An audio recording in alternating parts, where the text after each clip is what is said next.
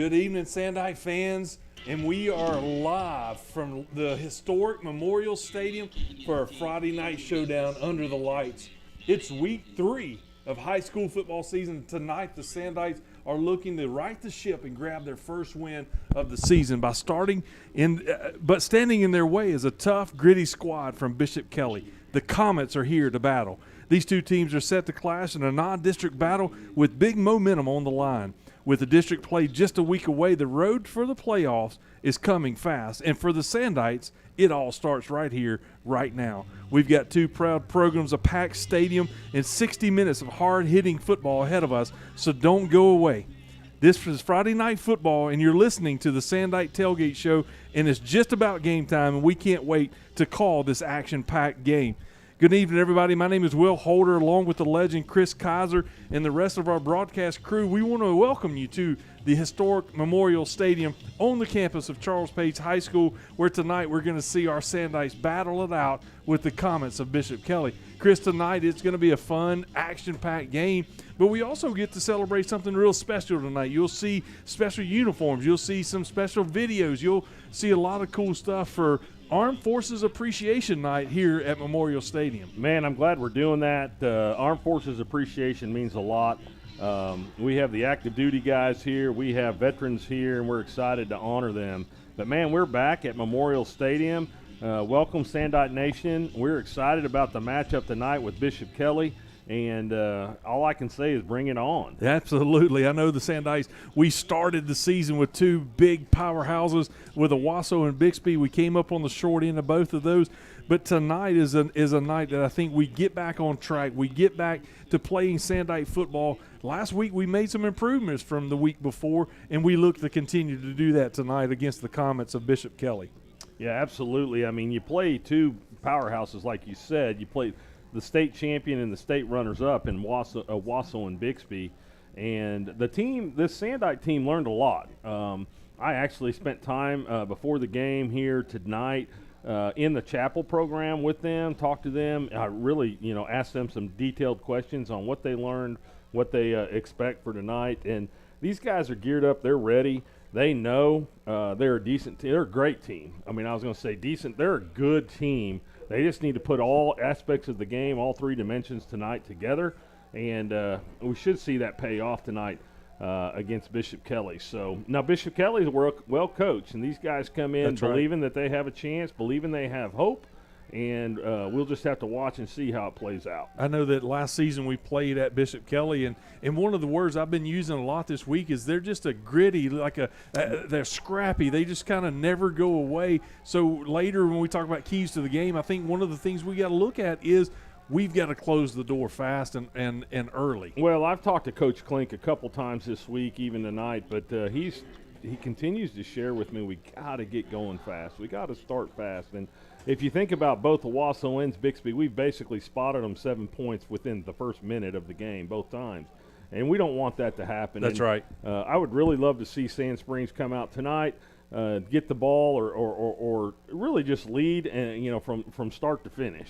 And get an early lead, keep that lead, and finish with that lead. So that's one of my internal goals, personal goals. But I'm excited to watch these guys play. They have done a great job of preparation this week. Bobby said this is one of the best weeks of practice and preparation these guys have had. And so let's see it play out on Armed Forces Appreciation Night. I look at it, Chris, this is our third game of the season. And when you look at where we've gone and where we've come from, that we've got a new offensive set. So a coach is calling new plays and new schemes.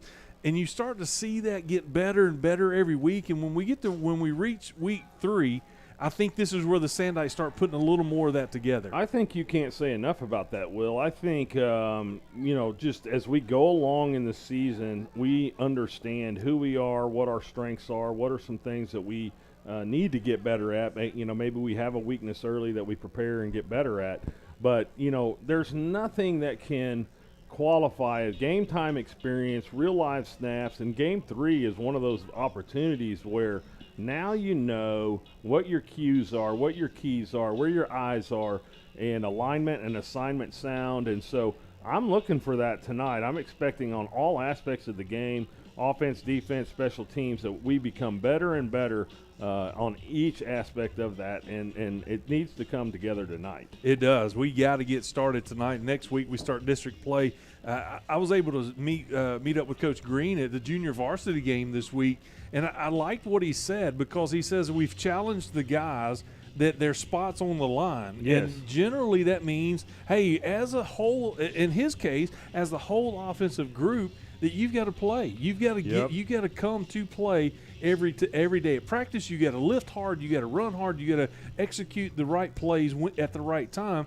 And I love it that everybody's on the table, because that tells me he's challenging them to get better. And tonight, I think that you're going to see a lot different Sandite offense. Well, I think every person on this team would tell you that since Coach Klink's been here, he's expected a whole different level of just the dynamics of a team in the game, and that starts from being on time, being respectful. In fact, as I closed the meeting tonight, he came back and he reminded these players, be humble.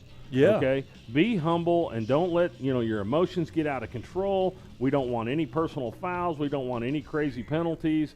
And Bobby coaches them from start to finish, and he has changed the culture here. But his expectations are really high, and that's why he schedules a team like Bixby and Owasso. That's right. And so now, tonight we're facing a little bit more even style team in Bishop Kelley, and so. Really excited to see how Sand Springs comes out and performs. I like it. Tonight, we look at the comments we mentioned. They do come in with a 1-1 record, where I was visiting with their coaches, some of them the evening, and they told me they lost a closer game to their rival in the first week, and then they won last week against Springdale, Arkansas. And so you see them, they have felt a little bit of defeat, got a little bit of success and a victory, and so I think they're riding momentum coming in off of their win last week. And obviously Sandites are coming in with an 0-2 record, where we've got to get back on track tonight. Well, I think you bring up a great point, and I think you're right. They have to be riding some momentum coming off a victory. And we talked earlier, Will, that the Bishop Kelley team had a slew of injuries last year that hampered them, that held them back, and let's not overlook that. And that's really, really hard, especially on this level of football. They lost 8 or 9 guys that were starters throughout the course of their season, and that changes the dynamics of your team. And these guys are pretty solid in regards to physicality and injuries. They don't have any. I don't know. I don't think they do, but they're going to be a different style of players than they were last year. 100% agree with that. I think no matter how deep you are, if you are losing that many players to season-ending injuries last season, you can't come back from that and expect to be perfect, because I would imagine a lot of those guys were starters, or if they were not starters, they played a lot. So right. I think that you'll see a lot different ball game tonight, because they have some of that health back. The coaches felt really good about the ability to perform tonight, but just because they feel like they're fairly healthy. Chris, so when you look at it, I really do think it's going to be a more even match tonight. It is, and I think you bring the word up, even. Bishop Kelley comes in with a great quarterback and a great receiver, and that's really who they've relied on throughout the first 2 games. They've got a guy that can connect with the receiver. Well, golly, who's that mimic? Who's that match? That's It's us. It's Easton Webb, Don Forbes, and then a slew of other good receivers that I'm sure we'll talk about.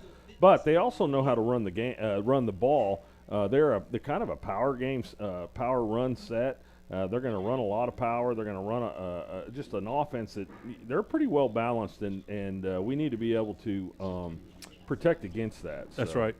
Well, Chris, tonight's weather is going to be a lot like the Week 2 game at Owasso last week. It's going to be warm, and when you look at it, we go from Bixby, had great weather. It's coming, but yet it's still going to feel like summertime on the field. Going to be mid-80s at kickoff time. Doesn't show any wind. You barely see the ribbons on the uprights blowing. So we got to watch that too, because yes, both teams come in very well healthy, well prepared, but yet is cramping going to be an issue or dehydration going to be an issue to where if you're out there, especially extended time, let's see how our substitution is going to allow some of those guys up front in the backfield to get a little break. But it's going to be warm out there tonight. Yeah, you bring up a good point. Now, my hope, and you know this as well, that you got to start hydrating yesterday. That's right. And hopefully the Sand Spring has done that and got enough fluid in their body. And I think tonight that is going to be something we need to keep an eye on because of the humidity level, and it's a little bit warmer than it has been the first week for sure. And tonight that might, play a role. I know that we're going to get to our starting lineups in just a second, but I want to kind of go over a little bit of pregame stuff that's going to happen on the field that we're going to let you guys at home at Sandite Nation be a part of. Tonight is Armed Forces Appreciation, so we're going to have an honorary captain. It's going to be really cool. Zach Brower is going to be out there at coin toss. So when that stuff happens, we're going to just break away from our pregame tailgate show, let you guys see the national anthem, let you guys be a part of the coin toss, honoring those veterans and those people that serve us all the time. Selflessly, we're going to be able to do that tonight. So just stay put. We're going to get our starting lineups going, but if that happens, when that happens, we're going to break away. So, Chris, let's go right into it. Let's do it. At this point in the night, in our tailgate show, we're going to go over our starting lineups. And these guys that we've called out, we'll fix it if there's somebody that plugs in as a starter. Right. But we're at least these names you're going to hear is going to have significant playing time if they don't start. So let's go up on the offensive line. Left tackle number 51, Sean Hatcher. Left guard number 69, Michael Moore. At center, the captain up front, number 77, Zach George. We had him on our coaches show. We'll kind of reference that here in just a minute. Right guard number 71, Jay Smith, and right tackle number 64, Cooper Gerardo is going to finish out the line over on that right side. Well, I've really liked how these guys have played, especially pass protected the first two games of the season against some really dudes. I mean, great guys. I mean, they played against D1 guys in Owasso and Bixby, and our guys did really well. Now the run blocking. Let's get that on track tonight. But these guys have done a great job giving Easton some time. We have established the pass. He's been able to create some passing lane, do some, keep the ball alive. So, but like you said, we had Zach George on the show this week, and what a great young man, great, well-spoken guy that was fun. I love that part of our coaches show where we get to sit down and just talk football with these players. And it was awesome to talk to him and, just get a feel for who this guy is. So I know you liked it as well, but it was great to have him on the show. Yeah, I really enjoyed it. But that's part of my we mess around with the guys about traditions and stuff, but yet challenging them. What do your teammates say about you? What are you? They're talking about you on and off the field. Is that positive? And I love hearing what they say, that they think I'm a hard worker, my leadership, my ethics, all that stuff. That's what football really is all about. Absolutely. We're going to win the game or lose the game, but yet if you can get that right, then that's what football is all about. No, you're exactly right, and that's what that unfolds for us on the Coach Klink show. And I love hearing their stories and love hearing the aspects of who they are, and then having fun with them, like you said. And so, Sandite Nation's blessed with these young men and the families that they represent. Absolutely. Moving on to our next set, the ones that are going to put up some fire based on how their offensive lineman is going to happen. Okay, we're going to break away. We'll come back. They're going to have the national anthem and Pledge of Allegiance. So we'll be back with our broadcast in just a second. Salute, pledge. I pledge allegiance to the flag of the United States of America.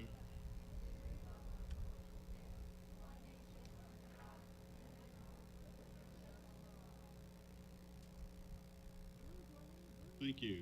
Now joining us to sing our country's national anthem, Shauna Lee Davis.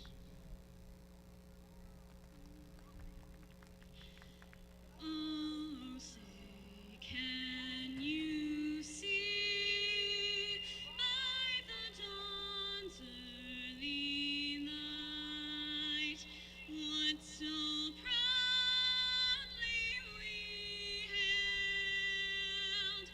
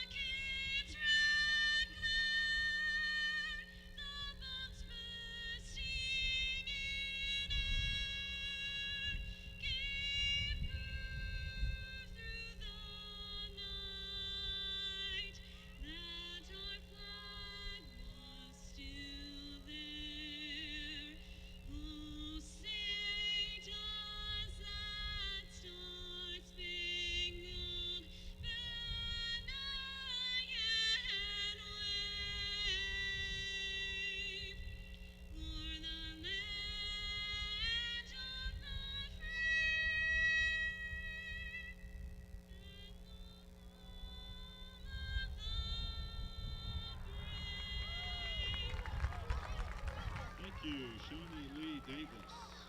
Shawnee Lee Davis just stood up there and knocked that national anthem out of the park. Good job. I love to watch our students do that. I keep making the comment every year, Chris, I don't have the guts to try it. So those students are doing a great job doing that. So let's get back to it. We were just getting into our wide receiver starting lineup. These guys are set to have a big game tonight. Number 14, Paxton Salazar. Number 15, KJ Worthington. Number 2, down in the slot, Dom Forbes. And number 9, the starting H-back is going to be Logan Wright. And, Chris, I know that these are some of the things that we expect tonight. There's going to be fireworks on the wide receiver side. Well, what we've seen the last 2 games is just a really well-balanced package of receivers. And I always bring up Javari Hill. I mean, number 19 is a kid that you're also going to see out there with those beautiful gold shoes. That's right. And, man, I mean, what a formidable package to have to defend against. These guys have all proven that they can run routes, they can block downfield, that they can catch the key balls. And, man, it's just fun to watch.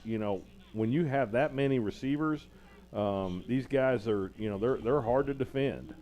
I look at Javari, the thing that I like the most is when I see those gold shoes streaking down the sideline. Absolutely. So he's got some speed, so it's fun to watch. They kind of look like that Sonic Hedgehog where it's just his little gold circles. That's right. That's exactly right. Anyway. Let's go to the backfield tonight. We're most likely going to see number 24, Kendall Page, as the starter with number 26, Chavez Williams, coming in, running the ball with significant time as well.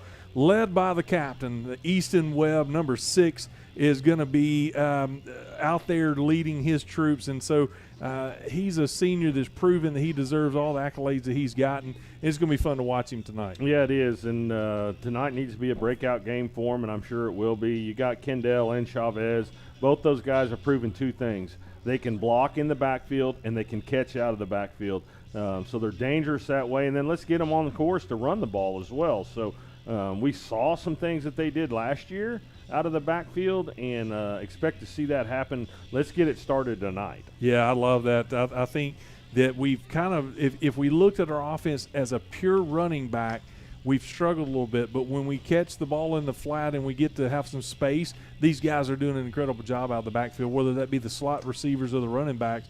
And so that's going to be a lot of fun. So here we go. We're going to have the coin toss. Then we'll jump into our defensive starters, but we'll let you guys enjoy the coin toss. Number 48, Owen Govier. Number 53, Brent Cook. Captain Sawyer Sandites. Number 2, Don Forbes. Number 6, Easton Webb. Number 24, Gretchen. Number 51, Sean Hatcher. Our honorary captain tonight, let's welcome Zach Browers. Zach is a Sand Springs resident and a U.S. Navy veteran, and retired as a chief petty officer with over 20 years of service to our nation. Zach was operational in conflicts in Bosnia, Kosovo, Operation Iraqi Freedom, Operation Enduring Freedom, including Iran and Afghanistan, receiving multiple commendations and awards. While deployed in the support of Operation Afghanistan, Zach suffered a devastating injury that resulted in 7 back surgery, including fusion, titanium spacers, and an implanted spinal neural stimulator to regain his ability to walk again. Zach is heavily involved in many charitable fraternal organizations such as the Sand Springs Masonic Lodge, Tulsa Scottish Rite, Project Dude Man Bike Club. Zach is also a local gunsmith and chief operating officer of Anchor Arms LLC. You can often see him biking or running around our beautiful city along with Case Park. Yes, biking and running. Zach also enjoys teaching, mentoring, and encouraging others to become their best.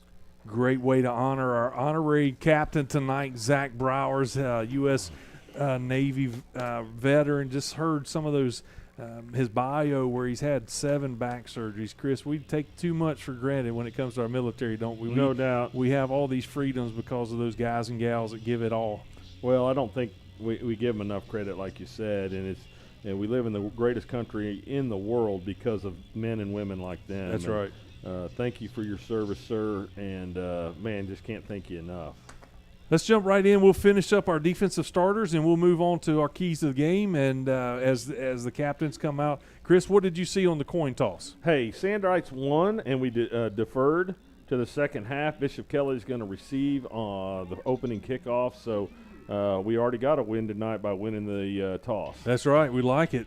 Starting it out right. On the defensive line, number 5 over at defensive end is Grady Harris. Right down the middle, number 8, 20-piece Waylon Jeffers. Over on the other side, number 48, Brighton Davidson, along with number 66, Aiden Ryan. Those guys have started. Each of them have started games. Each of them have played a lot of minutes. Significant time. We don't know yet which one's starting, but we think it's going to be number 48, Brighton Davidson. Defensive end on the other side is number 53, Devin McCulloch. Exactly, and these guys have really done a good job. They're really going to have to step it up tonight. Grady Harris kind of leads that one end, and returning starter, versatile player. He caught a pass last week against out of the tight end position. Waylon Jeffers, we call him 20-piece. If you guys that are listening haven't ever heard the story, we asked him last year what his pregame will was, and he said 20-piece McNugget, 20-piece McNugget from McDonald's, and it stuck. We just call that boy 20-piece from now on. But Waylon does a great job there in the middle. It's hard to run against Grady and Waylon on their side. And then we got Brighton and Aiden on kind of filling the gap there. And then Devin McCulloch has done a great job. He kind of caught my attention against Deer Creek. He runs all over the field. He His motor does. never stops. And he's a sophomore, and he's a kid that's growing every week, and excited for him. So let's keep going. Talk about the linebackers, Will. The linebackers are a group that I really think need to get back on track, and we know they can hit. We know they like to hit people and tackle. But number 0, Agent 0, Emery Smittick. Number 3, Brock Odell. Number 4, Joe Farmer are going to round out our linebacking core for tonight's game. Smittick has 1 sack, I think, on the season, and really kind of your leader inside. Brock Odell's a kid they moved up from the safety position, I think he's better, closer to the ball. And then Joe Farmer, he's already been on our show, the coach's show this year, and he's kind of that bandit position that kind of roams and does a great job wherever he lines up. And I think this next group is the one that we got the most preseason discussion from Coach Klink because of how well they've played in practice, and they've lived up to it. Our cornerbacks, number 21, Junior Ballard, number 10, Trey Pope. At free safety, Alex Dudley, number 1. Strong safety, number 17, Caden Pope, who we also had on the show this week. And just to listen to those guys, especially Caden, we talked about the turnovers at Owasso, and his face just lit up. And we asked him, you want the big hit or you want the pick six or an interception? And it was a hard decision because they were both a lot of fun for him. But what a great young man as well, having on the show this week. He managed 2 takeaways against a very good Owasso team last week. These guys are kind of shutdown guys. I think I should probably do some analytics on what touchdowns have been scored against us, and not many have been passing. And, that's right. Owasso decided to run the ball last week, and but these dudes on the back end of the defense for the Sand Springs Sandites do a great job, and they're led by a guy named Alex Dudley, who is just a great communicator, a great quarterback on the back end. But both the Pope guys and Junior Ballard do a wonderful, wonderful job, so we'll be watching them pretty close. Yeah, it's going to be fun to watch them in the backfield. Chris, it's only just about 4 minutes away from kickoff, so let's quickly go over what we think tonight. What do the Sandites have to do to secure the victory tonight? What's your key to the win? Well, I think we need to open up. You need to become two-dimensional tonight. You need to become a team that can run the ball and can pass the ball. We've proven we can throw the ball down the field. Easton's done a great job of finding his receivers, extending plays. But I think we've got to take care of the ability to run the ball. And so I'm looking forward to that tonight. Make them try to defend both sides of the offense that way. That's right. And go ahead. No, I agree with you there on the offensive side. That's going to be a great thing that we've got to. We didn't have turnovers last week, so we made an improvement from week 1 to week 2. No, that was the number one thing I wrote down is we did not allow turnovers, and I think Bobby really liked to hear that as well, that they didn't do that. I think defensively, I think we've got to stop the run. And why do I say that? Because I think Bishop Kelley comes into the game tonight and they believe, hey, we're going to run the power. We're going to be able to run on this this defense, the defensive line, and we've got to shut the run game down early and make them try to throw the ball. That was what I circled on my defensive side, is that we have done well. Our linebackers and defensive lines got to step up for that. And finally, before we go to kickoff, Chris, who is your person or your group that you think are going to have to have a big game for us to come away with a win? Well, I think the one thing we didn't talk about is getting out of the gate fast. You had that written down. I had that written down. Bobby wants to start fast. That's right. And we got to do that. But I think the defensive line tonight has got to shut the run game down, and then let these back end guys play the way they've been playing. And I think that's going to be a key to victory tonight. We got to stop the run defensively. Need to start the run on offense, but I think defensive line, we got to shut it down. I agree. I couldn't. I'm going to call out Brock Odell tonight and Emery Smittick because they're due to have a big game, and I look for them to come across and lay the wood to somebody tonight. I'd like to make a comment on that. I think the one thing I've noticed is now you're playing against Bixby and you're playing against Owasso, and you've got some major D1 offensive linemen, but the defensive front cannot be in the laps of the linebacker. They can't be pushed back to the linebackers where Brock and Smittick and Forbes, they're fighting to get around these guys. So they've got to hold their ground up top. The linebackers got to be able to roam free and make those plays. And I like your pick there. I think the linebackers led by Brock Odell, Emmerich Smittick, gotta show up big tonight. I agree. Hey, before we get kickoff in just about over a minute, let's talk about our sponsors for tonight. And Chris, we have made reference to our show. We've made reference to it's not our show. We just get to host it. Bobby Klink Coach's show every Tuesday night at 6 o'clock right across the street from the ninth grade center at Amped Up Energy and Protein. These guys, we love going in. Braden and Caden, it's just a lot of fun to go set up the set, and we get to be a part of that every Tuesday night. We want to invite you, Sandite Nation, come and be a part of that as well. But they have done a great job, and also home games. They bring up energy teas to the press box, and we couldn't be more happy to receive those. They do a great job over at Amped Up. So thank you guys. Project Dude Man, Cura Medical, Hillspring Church, and Church That Matters are rounding out our sponsors. We appreciate all of you guys that come together to make a difference, to make it to where Sandite Athletics and the schools overall are it's hands down the best community in the world. Absolutely, and I love it. And, man, I'm just excited for everybody to be out here tonight. That Sand Springs Sandite crowd has showed up. Here come the Sandites out on the field right now. Let's get a win tonight. Let's take care of business like we know how. I love it. Hey, we're going to take a quick break before kickoff. Going to gather our thoughts and get shifted over for kickoff. We'll come back here in just a few moments, but this sorry, Chris, got my words all messed up. This broadcast break brought to you by Amped Up Energy and Protein. We'll be back in just a few moments.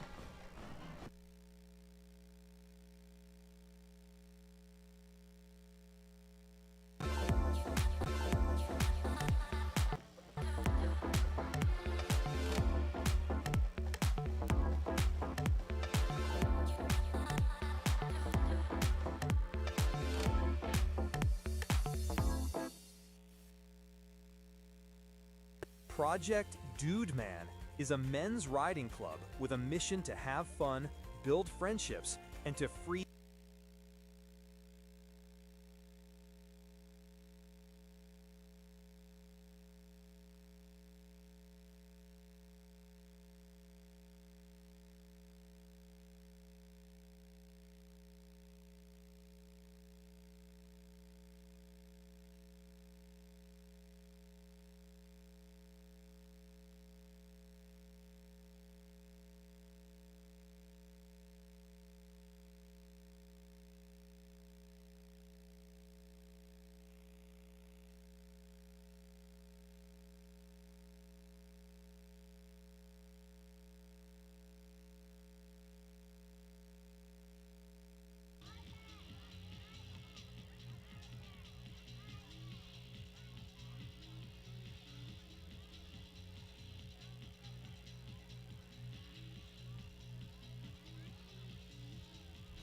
Welcome back into Memorial Stadium. Kickoff is here. Week number 3 is about to get started. I see those gold shoes we were talking about with Javari Hill coming to the bottom of the formation. Sandite's going to start on defense for the first series. See if we can't get them shut down right off the gate, out of the gate. Number 47. A little pooch kick right here to the 30. Boom. Oh, did he call for a fair catch? He did call for a fair catch. We stayed We off lucked of out it. and did not get a flag there. Number 47, Tanner Copeland, is out there doing the kicking duties. You'll see him do all the duties. As far as kicking, it's going to be PATs, punts, and kickoffs. He does a great job. The second week in a row, we've kind of seen that pooch kick. Not sure if that's to try to catch them off guard or if they have a really good returner. Regardless, the Bishop Kelley Comets are going to start first down and 10 from their own 30-yard line. Well, the one thing I didn't talk about in the pregame is just the different body types that are coming out against us on the offense. And, you know, no disrespect to BK, but they are definitely not as big as Bixby and Owasso. So here they go. Here comes a quarterback sneak or quarterback keeper, and freaking snuffed out by the Sandites. Ran right into 20-piece and Grady Harris on that right and don't left-hand forget side. My guy Devin McCullough. He was on the back side. You mentioned that his motor never stops, and that is true. We've seen him all over the field, and that was just a way to start we needed right there. No gain. Second down and 10 on the 30. Clock's run 11 and a half to go in the first quarter. So second and 10 probably becomes a passing down here. Here it is. It's quarterback. Boom. Oh, my goodness. Nice pressure coming from the edge. It looks like Caden Pope put the pressure on the quarterback, number 11 for Bishop Kelley. In the backfield, defensive backfield, was that Joe Farmer on the defense? It was. Coming across, defending the pass. Yep. Going to bring up third down and 10 for the Comets. We kind of dodged a bullet there. Bishop Kelley probably should have caught that ball right there, but he did drop it, so that'll be third and 10, incomplete pass. And now is a time for the Sandite defense to get this Bishop Kelley offense off the field. Grady Harris he's ready. It looks like he's going to come with some heat off the right-hand side. Get there. Nice move. We got a little pass underneath. Got to make the tackle. It's going to be close to the first down sticks. Oh, my, Chris, that's going to be right on the first down. Smittick came down to push him out of bounds, just not in time before they get a first down. So it will be first down. First and 10 for the Comets on their 40-yard line. Man, that's as close as it can get, Will. And I'm sure Bobby's not real happy right there, but, man. He's not quietly encouraging his team. He is encouraging his team over on the sideline to pick it up a little bit on that third down and long. So Bishop Kelley renews the downs, and here we go, first down up the middle. Man, he makes a guy miss. He's going to get about 6-7 yards. Going to take it out near midfield. They're going to mark the ball on the 47-yard line. It'll be second down. Somewhere around 3 yards to go with the clock running. Just went under 11 minutes to go in the first quarter. The Comets got the ball on their own 47. I did not see who the running back avoided, but, man, we had him bottled up right there at the line of scrimmage, and he avoided the tackle and got 7 yards out of that gain. So we're going to hand it off again underneath, and I told you they're going to try to expose the middle of our defense. It's going to be about 2 yards. Brock Odell and Smittick come up from their linebacker position, and either Grady or Whalen was in on that tackle at the bottom. It's going to bring up third down and 1 for the Comets. They're going to mark the ball at the 49-yard line. And here we go. Do not jump off sides, dojo. That's exactly right. We do not need to give them 5 free yards just because we're a little aggressive. Watch the ball. Here it is. They're going to hand it off up the middle. Boom. Nice play at the line of scrimmage. Number 3, Brock Odell comes in and Brock shuts Odell him may down. force him off the field here. Great play. Fourth down and 1. Decision time. Looks like they're going to punt it, Will. I'm not so sure, though. The quarterback does go off. I don't know who is 17. their kicker. I don't know who their kicker is. Be a risky play early in the game, but they may want to do it. They are. It looks like they're in direct snap here. A little jumbo set right in the middle. Push. Oh, gosh, he gets the first down and then some. Smittick makes the tackle after about a 5-yard gain.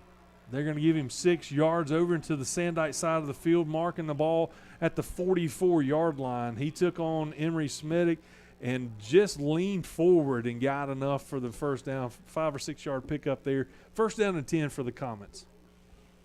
Well, that shows you what kind of gamblers they are. They feel like that direct snap's probably going to work. They brought in the heavy package. They had a lot of extra beef in the backfield, and they picked up the first down when they needed to. For first and goal on the 44, 45. Again, attacking the middle of the Sandite defense. Gets about 2-3 yards. I look coming off the pile. Looks like Waylon Jeffers is back there. I couldn't tell maybe Joe Farmer was back there making that tackle. Clock's running 8 minutes and 45 seconds to go in the first quarter. Going to bring up second down and 7 yards to go. Yep. So, Chris, looking at their uniforms, Bishop Kelley's kind of got the Nebraska look. They They're do all have white the with Nebraska look. the red stripes, looking nice out there in those white uniforms. Here we go.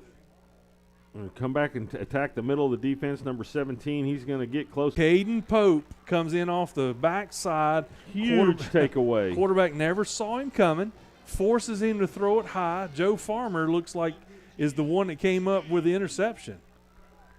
So it was Farmer? Chris, that's what I remember seeing on that he's back getting the there. love. He's That's getting right. the love. So that's going to give a turnover for the defense. 2 weeks in a row, we had some big turnovers. It's going to be first down and 10 for the Sandites. The ball is going to be marked on the 27-yard line. Couldn't have come at a better time. Now we got Easton Webb and his offense out on the field. 3 receivers down. Swings it out to the edge. Kendall gets Page. about 4 or 5 yards. They're going to mark him, maybe 6-yard gain, going to bring up second down and 4 for the Sandites. That's that play that I was talking about, Chris, when we don't run it necessarily, we kind of spread it out and let them catch the ball, give them a little space, and you saw what Kendall did with a little space, picked up 6 yards for the Sandites. I said it in the pregame, these guys can block and catch out of the backfield, and, man, we get an offsides right there. Should be a first down. Yeah, it's less than 5 yards for the Sticks. He said, first down, move the Sticks. Great job with our camera crew out here broadcast, getting it right there so you can see the call at home. These guys and girls do a great job for us every Friday night that you guys can enjoy a nice stream at home. So I will take the penalty. First flag of the game against Bishop Kelley. Easton's got some time. He's going to scramble to the right. He's going to take on the tackler. Pushes back right there on the sidelines. Show number 20, he's not afraid to lower his shoulder. He's going to get 4 yards on the carry. 3 yards. Second down and 7 for the Sandites. Clock's running 6 minutes and 40 seconds to go in the first quarter. I like that, Chris. What you saw is Easton had plenty of time to throw the ball, and yet couldn't find anybody open, just tucked it and ran, picked up 3 yards on the play. Positive gain. I'll take it. Dom Forbes coming in motion for the Sandites. Grady Harris going down the middle of the field. Oh, no, that's Logan. Here comes Dom Forbes across the formation. He's going to get close to the Sticks, fumbles it out of bounds. As Dom was I guess reaching. they're not going to give it to him. I think can we challenge a spot in high school because he reached forward to get the first down. They didn't give it to us. It's going to be third down and 1. Yep. They were right sending there at the 48. Alex Dudley on the field. They did pull him. I like that call right there. Got us a little fullback action going in the backfield. Salazar up top, Dom Forbes down at the bottom. Is that Grady in the backfield? Looks like number 5. It's Logan. Is it Logan? Yeah. Those numbers on the the 9 and the 5 look a lot alike. Boom! Nice block right there. Look at that. Is that Kendall? Kendall on the run, going to pick up a huge first down for the Sandites. I will take it. Going to bring it first down and 10. They're going to mark the ball at the 41-yard line on the Bishop Kelley side of the field. That was a great blocking scheme. Kendall hit the hole and just picked up a big first down. That's the 5th play of the drive, 2nd first down for the Sand Springs Sandites. Check that. That was Chavez Williams, 26. He's still in the backfield for the Sandites. Chris, I like the play call, especially like the Dom Forbes play call coming across the middle of the field. Allowed him to get open and get down and almost pick up the first down. Here we go. We're going to try to run it again up the middle. Chavez gets a little space there, staying on his feet. It's about 4 yards on the gain. 5 yards. Gets down to the 36.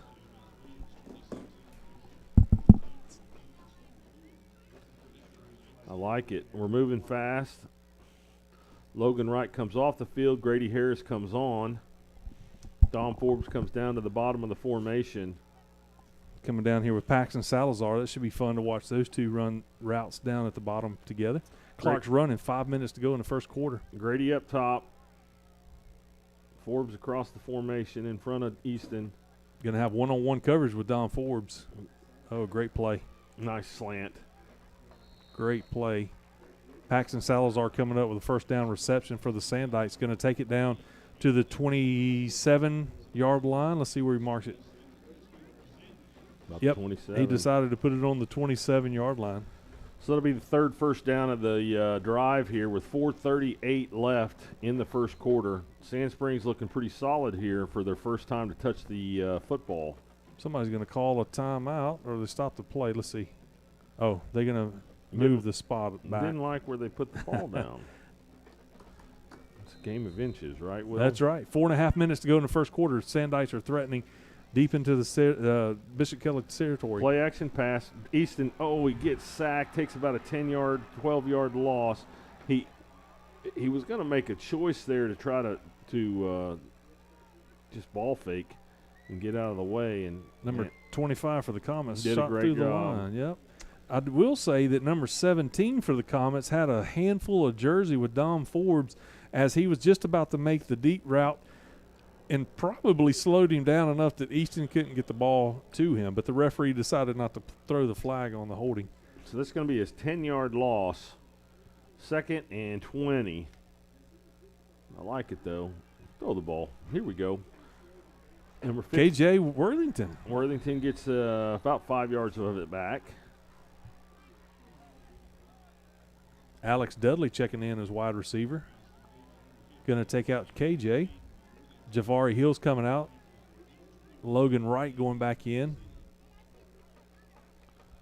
You got to wonder how aggressive we're going to be. I say that we're on our side of the field. We've got momentum. Let's try to pick up the first down. I'd say this is 4-down territory with you. I think we haven't, outside of that long sack, we haven't slowed ourselves down. Clock's sure. running, 3:10 to go in the first quarter. 10 seconds to play on the play clock.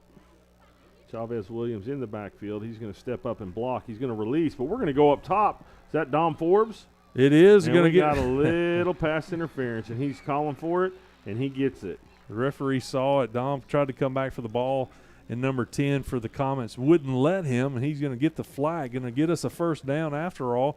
15-yard penalty, automatic first down for the Sandites deep inside the Comet territory. Yep. The young man from Bishop Kelley never turned over and turned and looked That's right. at the ball, so that's almost always an automatic pass interference. I do like this aggressive play call tonight, Chris, that we were 3rd down and long, and instead of being conservative, Coach Green and crew just decided to air it out and almost came up with a touchdown. So I guess that's not going to be a first down, but it's close. 3rd and 2. I thought pass interference was an automatic first down. Must have been, was it holding then? Maybe. Probably. Here we go. Easton's back to pass. Going to throw the slant. Great throw. Great catch by Dom Forbes and Easton Webb. Man, that is a pitch and a catch of all. I mean, these guys got it down. The chemistry is there, and they like to exploit it. It is on the 1.5-yard line. The Sandites are first down and goal from the 1.5. Clock's running. 2 minutes 45 seconds go in the first quarter. You got to try to think: is this where we're going to go with a rushing touchdown? We got a direct snap. Dom Forbes running quarterback. Oh my goodness! The snap kind of went wide. He had to reach out for it, so the Wildcat did not work for the Sandites right there. But Dom Forbes was set up as quarterback, going to follow a blocker in, and the kind of wide snap forced us to not be able to get off. We're going to lose a couple yards. Loses 2 yards. 2nd down and goal from the 4-yard line. At least you understood it was a direct snap to Forbes. We missed that several times last year, but we're kind of on it this year. We got our eyeballs ready, Chris. So Chavez is in the backfield with Easton Webb. Got Logan Wright in the H-back spot. Here comes Forbes. They're just going to pitch it to Forbes. He's going to have to make a play here. He tries to cut it up. Maybe picks up a yard on the play, but almost a no gain right there. Going to bring up 3rd down and goal. Clock's running, 1:45 to go in the first quarter. I like that. You may even look at coming right back with a slant with Dom, who that's been money in the bank We're not for waiting. us. I mean, we're kind of playing hurry up right here, and Bishop Kelley scrambling to get guys in the right spots. We got some single coverage up top with all three of our receivers. Here we go. Play action pass. Going to the corner. Here we go, Easton. Go run. Get in the end zone, my man. They gave it to him. Touchdown, Sandites. Easton Webb takes it up the middle. Choice. E. Webb. Man, what a great job right there.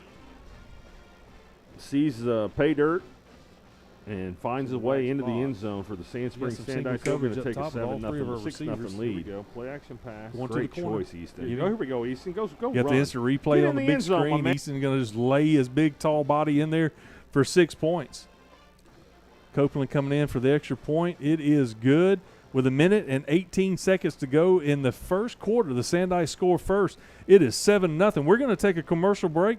This broadcast break brought to you by Amped Up Energy and Protein. Our friends do a great job, but we'll be back in just a moment from Memorial Stadium. No insurance? Cure Medical Clinic in Sapulpa provides free. No insurance? Cure Medical Clinic in Sapulpa provides free health care to those without health insurance. Call us at 918-347-9221 to schedule your appointment.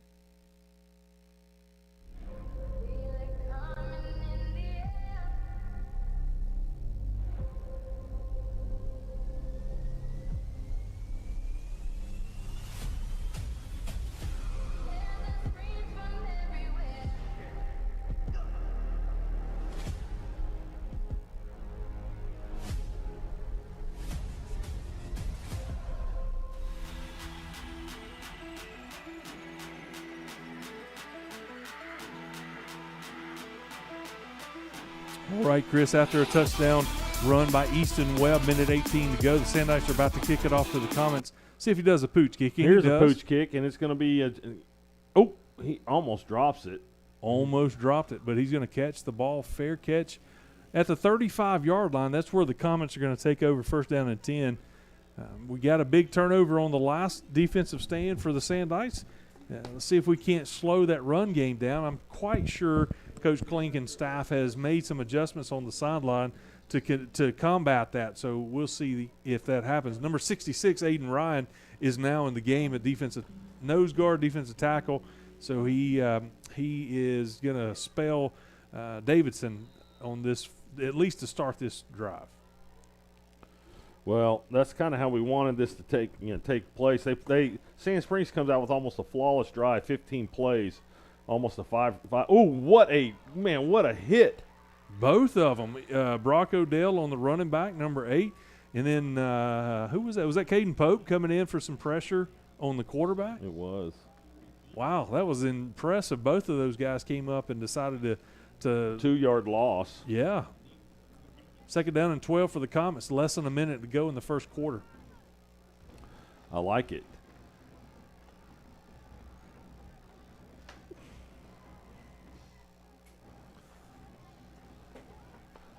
Force them to be one-dimensional here. Throw the ball. We've already proven we can take the ball away from them. Here comes pressure. Brock Odell, man, he's got pressure. Smittick misses the tackle. Devin McCulloch and Joe Farmer forces him out at the 40-yard line for a 7-yard gain. Still good pressure. Man, Emery, if you make the play right there, woo. Yes. Getting them in a really big bind. Third down and 5 for the Comets. The ball's marked right at the 40-yard line with 27 seconds to go in the first quarter.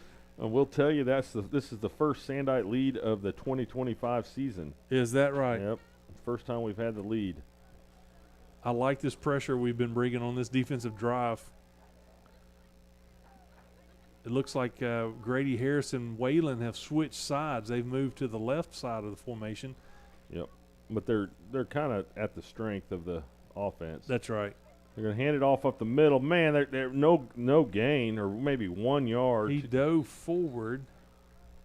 It's going to be 2 yards short of the first down. So it's going to be a fourth down and 2 for the Comets, and I would imagine that's going to be the last play of the first quarter. So we're going to take a break from Memorial Stadium. We'll be back.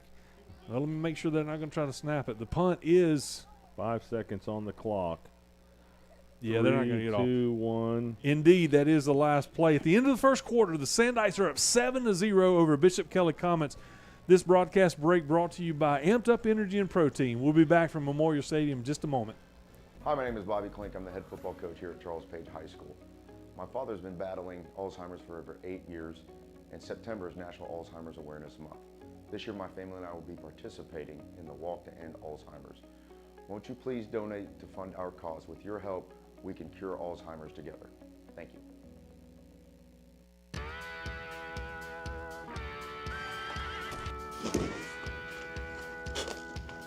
Tired of life kicking you in the teeth? Come join us this Sunday at Church That Matters at 9 a.m. or 10:45 a.m.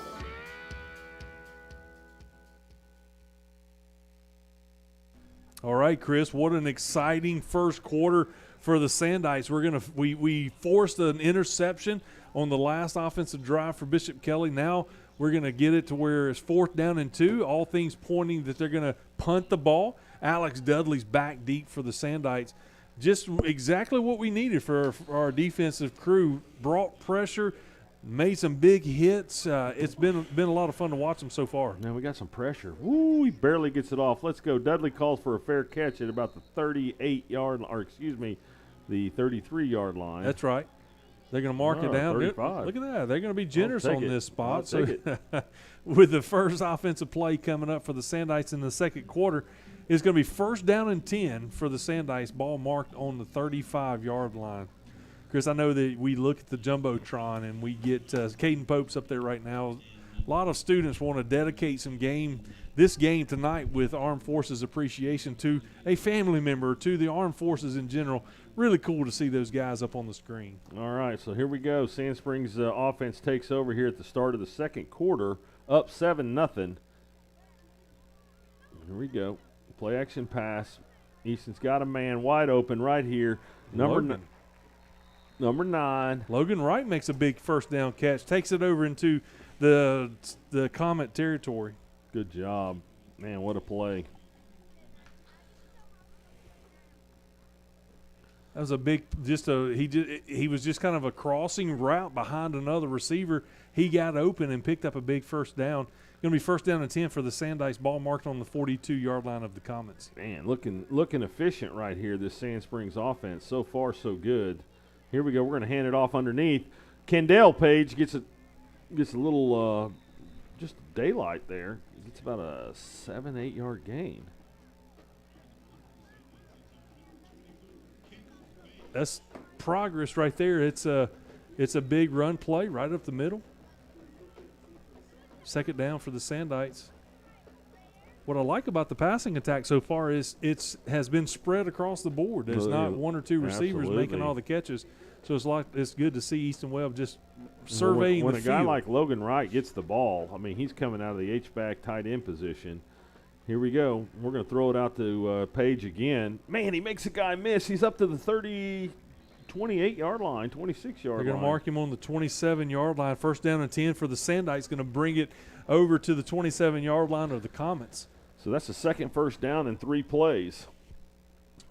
Sandites are rolling right here.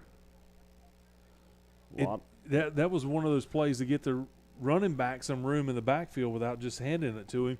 And Kendall did a great job making a man miss. Man, you give those guys a little bit of space, and it's off to the races. 1st and goal on the 27. Man, right up the middle, back to Logan Wright. Logan does a great job staying on his feet, gets down to about the 14-yard line. 14's where he's standing right now. Logan broke a couple tackles, going to pick up another 1st down for the Sandites with 10 minutes and 12 seconds to go in the first half. The Sandites are threatening again. The sticks keep moving. I mean, those guys over on the far sideline, those guys that are running the box and the sticks, they're not getting a rest. Let's see what happens here. We've got Logan Wright and Grady Harris. Grady Harris is in that fullback position. Yeah, he is. In the backfield. We know he can catch the ball too. We're going to hand it off right up the middle. Kendall, is that Chavez? That's Chavez. Yep.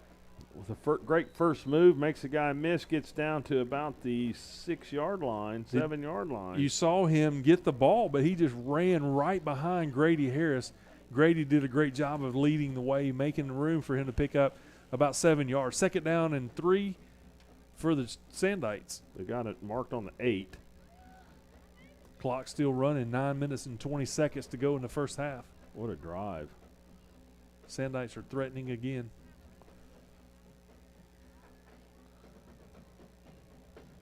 Got Paxton Salazar down here in the middle.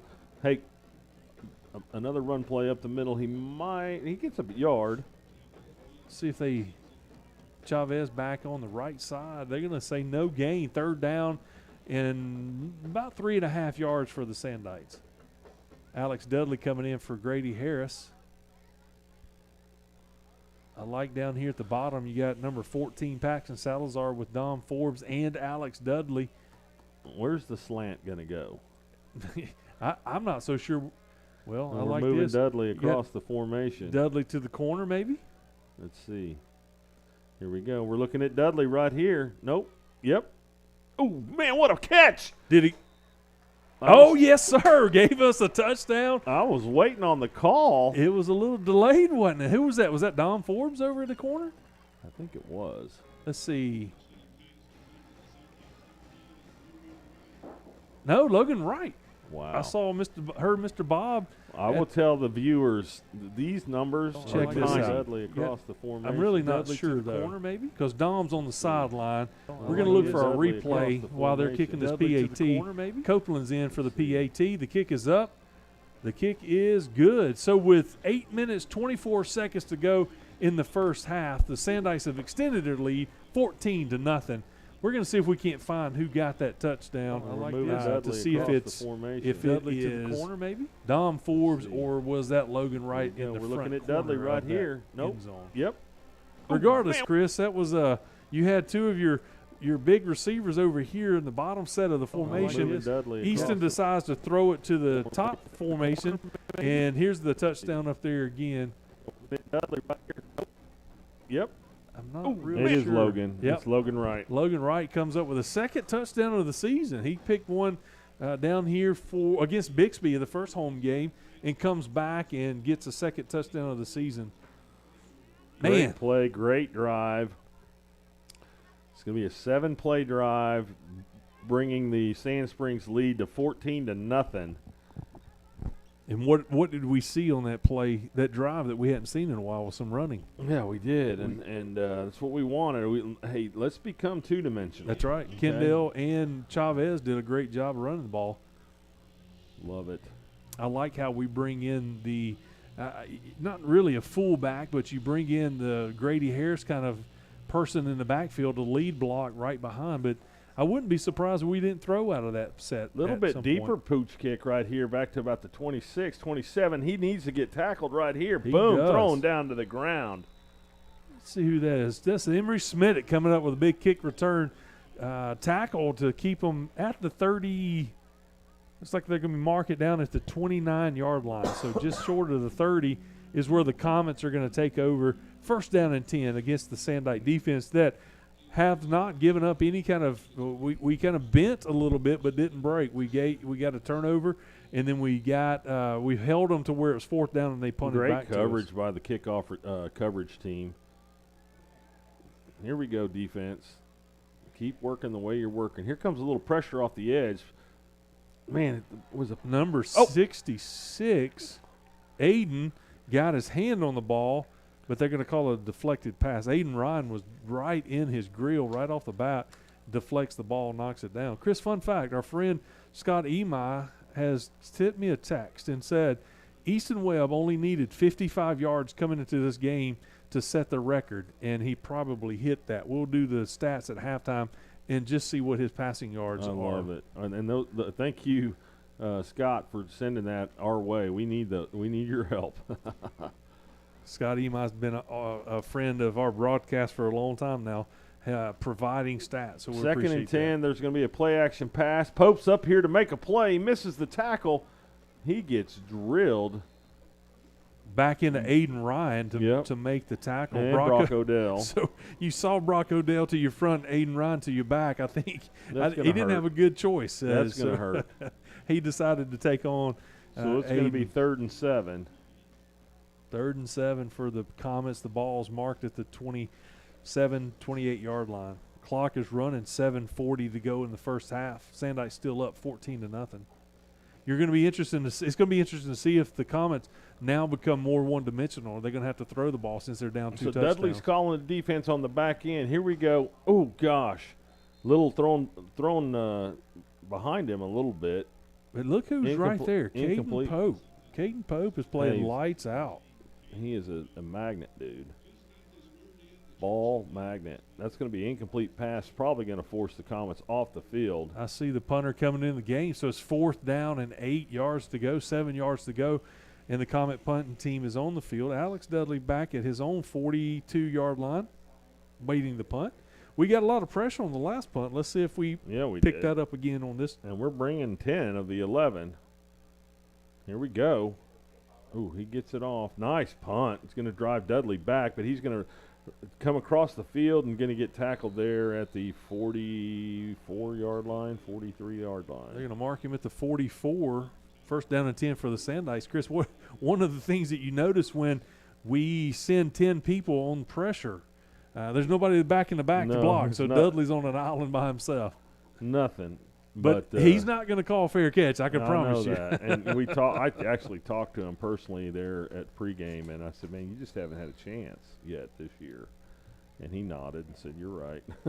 But 7-18, it's been nothing but Sand Springs Sandites. What a game so far. What a half so far. Easton Webb back under center, or behind the center. Here comes Hill. Javari Hill. Easton's going to choose to run the ball on his own. Gets about 4 yards, 3 yards. They're going to mark him on a 3-yard gain. Was there a flag? Looks like the referee stopped play. Talking to Bobby down here. I think there might have been a flag. I didn't see it. Where is it? I don't see the flag either. Looks like they're going to mark it off against. Holding against Sand Springs. That'll be the first penalty against Sand Springs tonight. All right, the flag was on the midfield gold paint, so we couldn't see it. Makes sense. Second down and 20 for the Sandites with 7:10 to go in the first half. So that'll be a 10-yard holding call. It's going to be really the first adversity that Sand Springs has faced. But I always like it because that lets you air it out a little bit more, and he does to Dom Forbes at the 50. Right at midfield, Dom Forbes running his well-recognized slant route, picks up a big chunk of that back. Going to be second down and 4 for the Sandites. And we're hurrying. I love it. Coach Klink is just encouraging them to hurry on the sideline. He's got plans to be had, so he's trying to hurry it up. Take advantage of everything you can. Easton Webb's having a game. Here we go. We're gonna run it up the middle again with Easton. I don't know if I like it. I don't like him lowering his shoulder and trying to bow over the safety. No, sir. He's going to take it over to the Comet 39-yard line. Big first down pickup. First down and 10 for the Sandites. Chris, another fun fact at Sand Springs, we lead the series with Bishop Kelley 7-6 all time. All right, I'll take that too. It's going to be a timeout for Bishop Kelley. We're going to take a break too with 6:10 to go in the first half. Sandites Here we go, up Sandites. 14-0. We'll be back from Memorial Stadium. This broadcast break brought to you by our friends at Amped Up Energy and Protein. We'll be back in just a moment.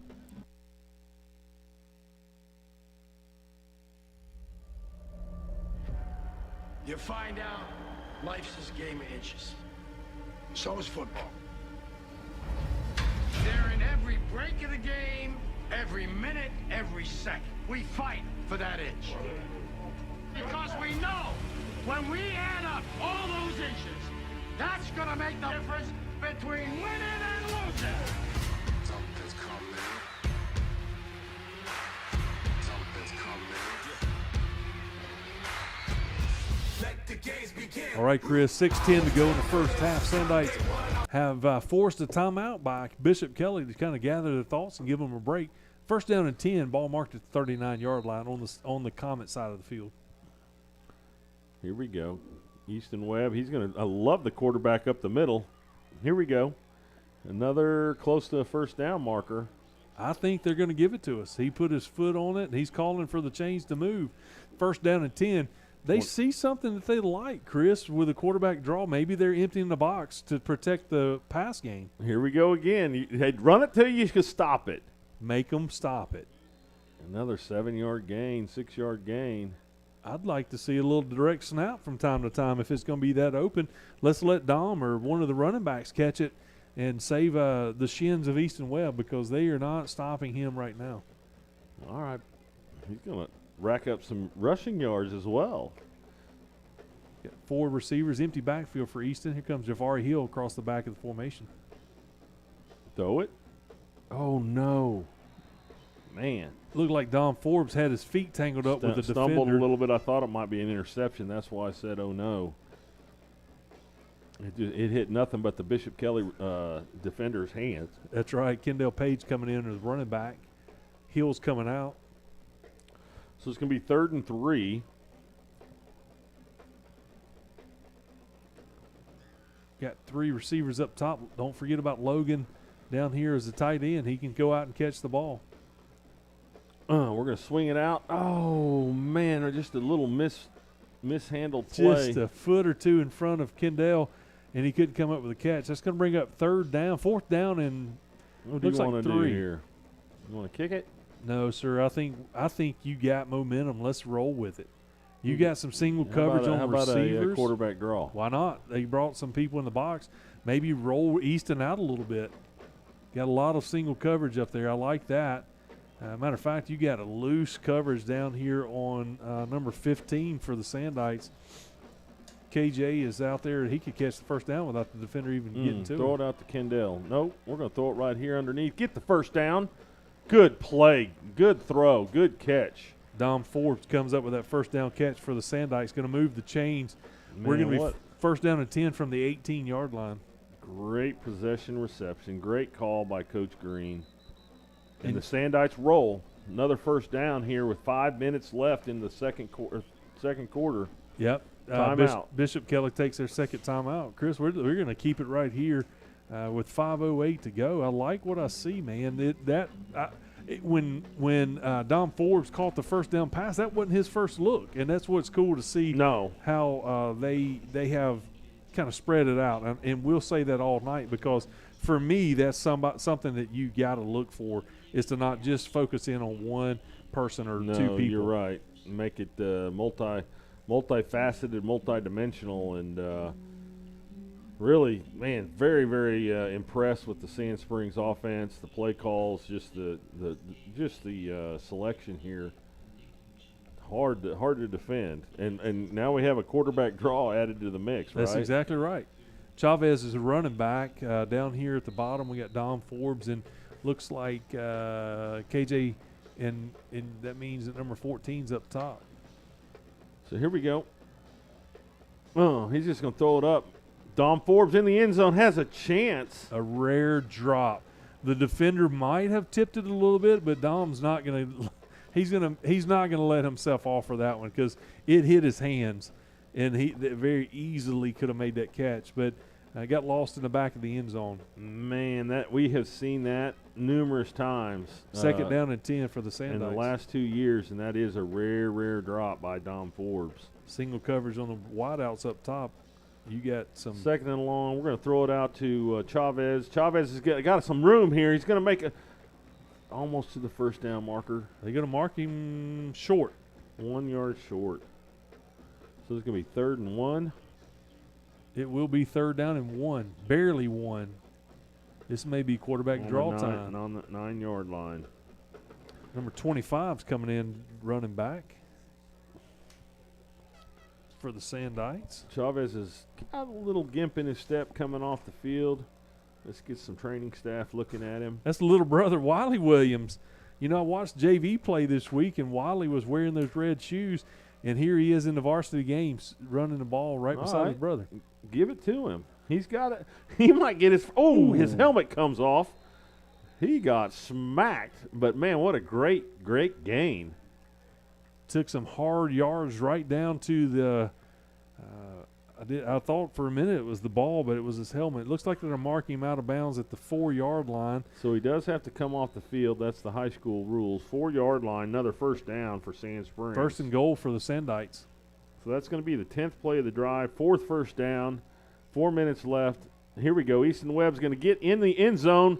with the quarterback keeper. It's his second rushing touchdown of the night. Easton Webb takes it on the left-hand side of the formation and just would not be denied. He's going to bring Sandite score with the point after touchdown pending, 20-0 with 3:55 to go in the first half.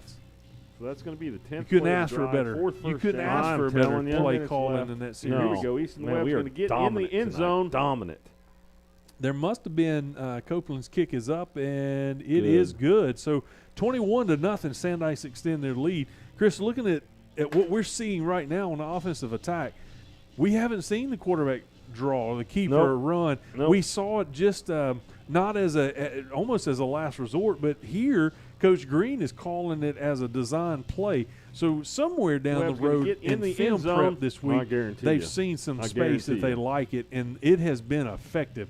It'll be interesting to see what those stats come up to be at the end of the game. But Easton has scored his second rushing touchdown, has one passing touchdown, and just lighting it up right now. Doing a great job, and Sand Springs has been dominant from the opening kickoff. They did, Bishop Kelley had a pretty formidable drive there at the first time of their possession, and then we get a takeaway with Joe Farmer's interception, and the rest is history, man. Nothing but Sand Springs from there on out so far. So, knock on wood, 3:55 left in the second quarter here, and Sand Springs dominant all the way. Copeland's got it teed up right in the middle of the 40-yard line. We've been seeing pooch kicks. The last one was a little deeper. Let's see what he's got up his sleeve this time. So he's going to bang it here. We're going to see what happens. Now, you got to cover. Make sure that you're in your lanes. Find a spot. Get there. And not give it up. Joe Farmer's coming in to make What a shoestring tackle. Copeland helps on it. He's a little hacked off. That was just a river divided right in the middle right there. So the Comets hit it. Got a great return.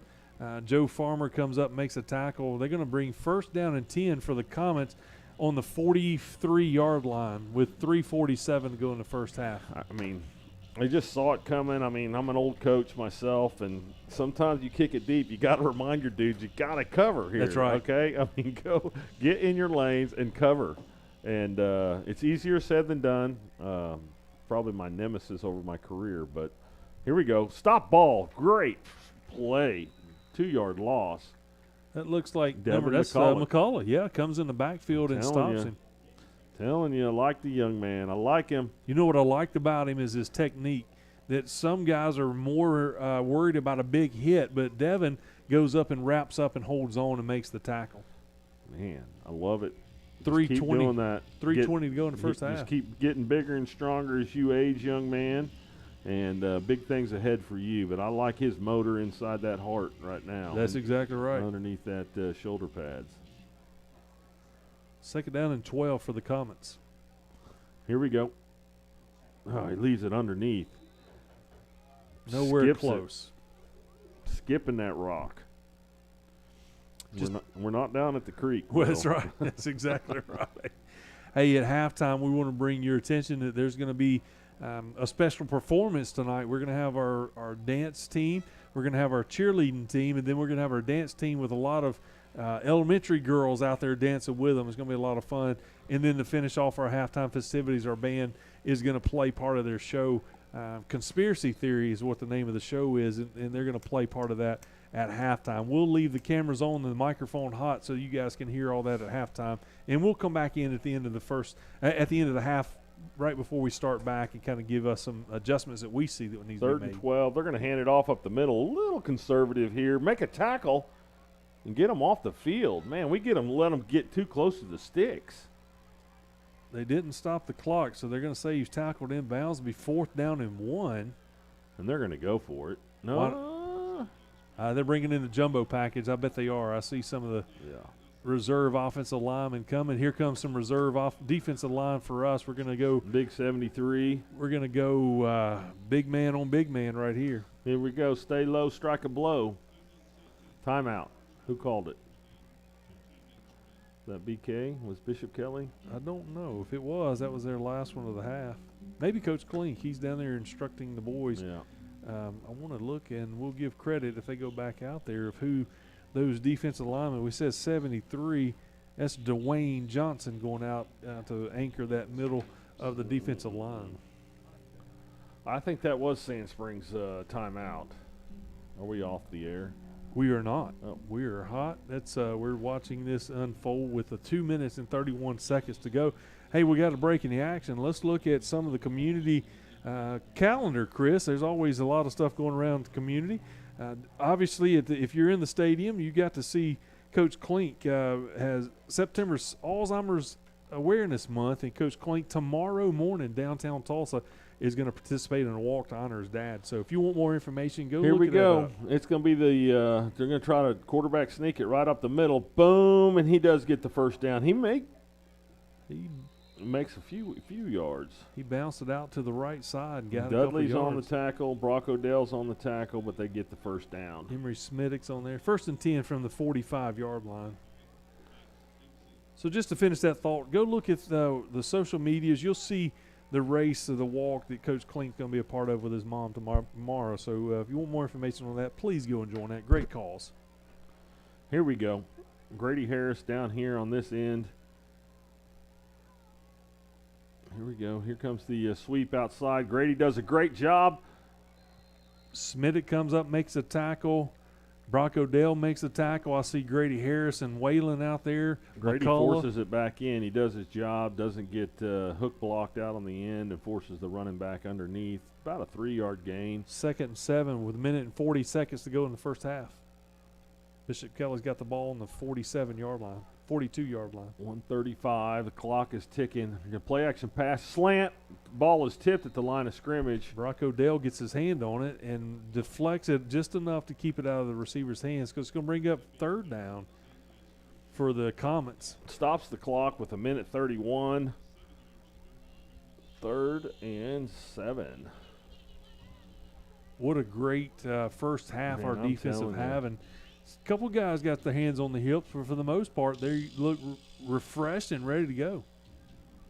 Here we go, defense. We're walking our linebackers up. Let's see if we're going to bring some pressure with Brock and Smittick. I would. They're in the gaps. Let's go. Now, if you get back there, make the play. That's right. Tackle somebody. Here we go. Grady, get there. Going to call them. We got offside. What do we Should got? be false start. I mean, we got a flag back in the back. Oh, I'm looking at the play clock. I didn't see it. Did it expire? Yep, Sure it did. Sure did. Good call, Will. 5-yard That's why penalty. you get paid the big bucks. That's right. Going to bring it back out. 3rd down and 12 for the Comets. Going to bring the ball to the 48-yard line. Yep, that's his call to make on the back end, and he does a good job. So it's 3rd and long now. They didn't reset it. It's down to 2 seconds again. Oh, now they're asking for it to be reset.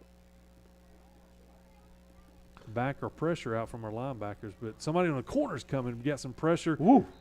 Incomplete pass. That's Pope. Caden Pope is, man, he has had some big hits on number 11, the quarterback for the Comets. What Now, did he say on our show, or Coach Klink's show? It's not I'm not a big guy. Yeah. But he said, I'll bring it, though. And there's no doubt. I told him I appreciated that about him because he physical stature is not the biggest guy on the field, but, man, you can't tell it by the way he likes to come up I and asked hit. him, I said, what do you call your guys? And he said, soldiers. That's exactly right. He said, we're soldiers. And I said, man, that's awesome. He's So here proud we of go. the defensive back set. Dudley gets a chance again. We're going to let it hit. It's going to take a nice Sandite bounce backwards to about the 29. Let's see where they're going to. They will mark it 1st down and 10 with 1:17 to go in the first half. The Sandites are still up 21-0. They're going to take over. We're going to take over on our own 29-yard line. You got Javari Hill coming in. Paxton Salazar, they're going up top. Kendall Page is in the backfield with Dom Forbes and KJ Worthington down at the bottom set. What do you want to do here, Will? Man, you got a minute. No, Let's move it. Let's move the ball. Let's throw it. Here we go. Easton Webb back to throw. He's going to throw it up top. KJ. Over KJ Worthington. What a play. Did he catch what that a ball? Play. He sure did, Chris. Let's go, KJ. My goodness. Let's go, Let's KJ. show you what I'm all about. Wow. Clock's running with 1:05 to go. Wow. He had a guy all over his back and still made the play. Here we go. Easton Webb back again. Dom Forbes gets the ball out of bounds. 36-yard line is where they're going to mark that. Well, his left foot spot, so it'll be on the 35-yard line. 2nd down and 3 for the Sandites. I love it. I love being aggressive. I do too. Let's see what we got drawn up here. Let's keep doing it. Here we go. Easton Webb back to pass. It might be a hold right there on Hatch. Hatch, man, got beat inside and then did what an offensive tackle always will do. I'm going to grab him. Save my quarterback. I'm grabbing him too, Hatch. You're all right. You're all right.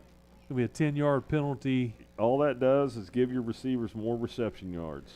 On the back end of that play, our receiver was wide open. Looked like number 15, KJ Worthington, was open, danced the sideline, make the catch, but it's coming back. 10 yards. That's okay, oh, wait, man. They're going the wrong way. Oh, he's going to the line of scrimmage. Yeah, he's going to walk it off. We saw it. We did see it. I don't blame him.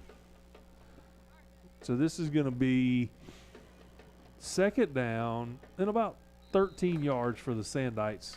Easton standing right at midfield. That just gives Easton more passing yards and the receiver. And look at this. Double coverage, a little deep, threw an interception. But that's a long punt with 43 seconds left. It's all right. It's going to be 1st down and 10 for the Comets. They're going to start on their own 2-yard line. I'm not mad at that. I'm not mad, but I don't like the interception part of it. But I love the aggressiveness that we had. We threw that ball into double coverage, but yet. Well, he overthrew it. He did. And, you know, I don't know if you put it on him, what happens there. I mean, my money's on. Was that to Dom?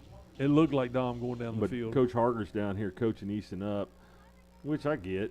I mean, it's all right. And then you got Coach Kazar who's going to add his 2 cents. So we got 43 seconds to go in the first half. Ball's on the 2-yard line. You can only imagine that they're not going to be crazy. It's okay.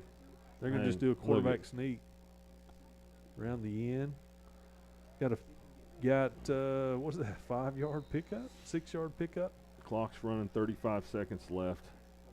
That may do it. Let's see what the coaches decide to. They're not getting in a hurry, so I would imagine they can let the clock expire before the play clock does. I would imagine they're going to take it to the locker room. So that was the only negative play of the half. I have all of our drives have ended on positive notes except that one, and we'll talk about that after. We will. We're gonna leave it right here for you guys to see the entertainment here at Memorial Stadium. Chris and I will come back in with a few minutes to go before the first half, but we'll let you enjoy this. But Chris, what a great first half. 21-0, Sandites lead over the Bishop Kelley Comets. We'll be back from Memorial Stadium in just a little bit. Enjoy halftime.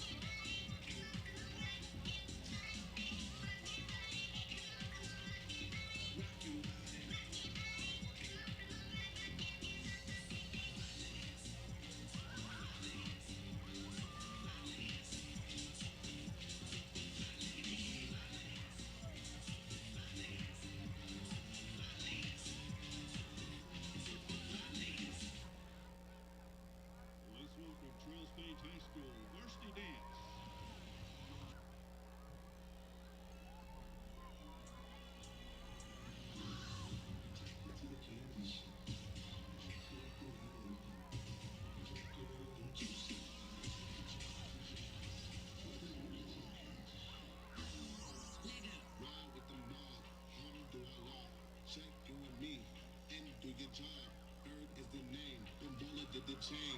Turn off for the watch. Every plain Jane.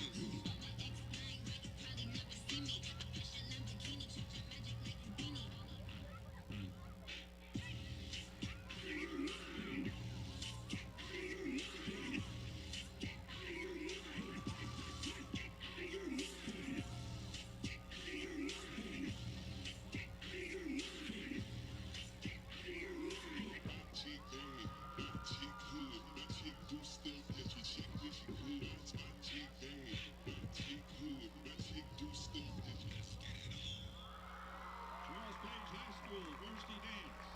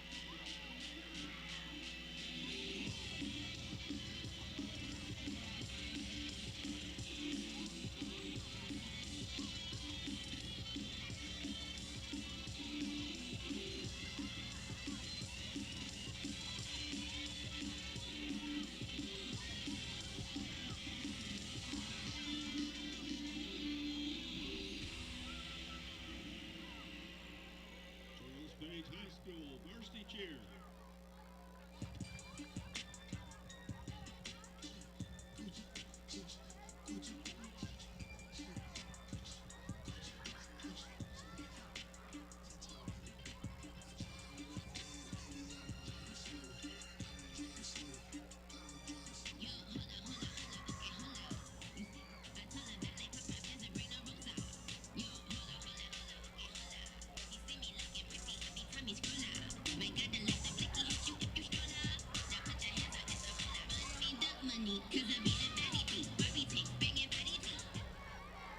Charles Page High School, varsity cheer. Now let's welcome Sandite varsity dance and their little dancers from the dance clinic. My correction, dance clinic. Thank you, ladies. That's a lot of little dancers. Let's get ready to welcome them to the field at Memorial Stadium.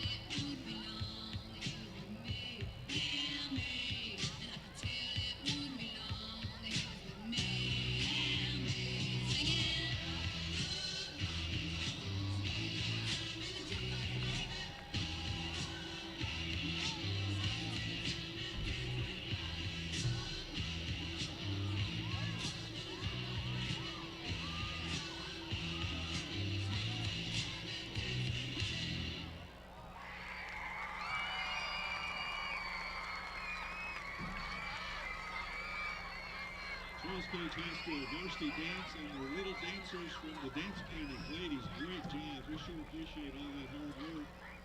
Parents, you do have to take your children home.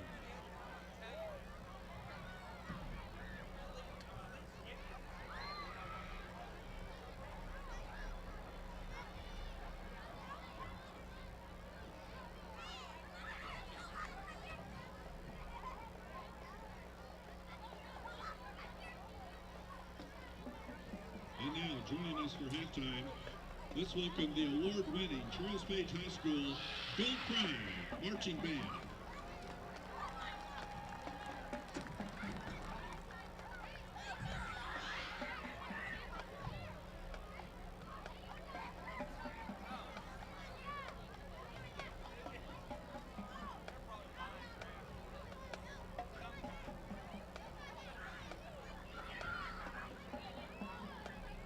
Bill Pride's halftime performance, Conspiracy Theory, directed by drum majors Luke Sellers and Taryn Wright.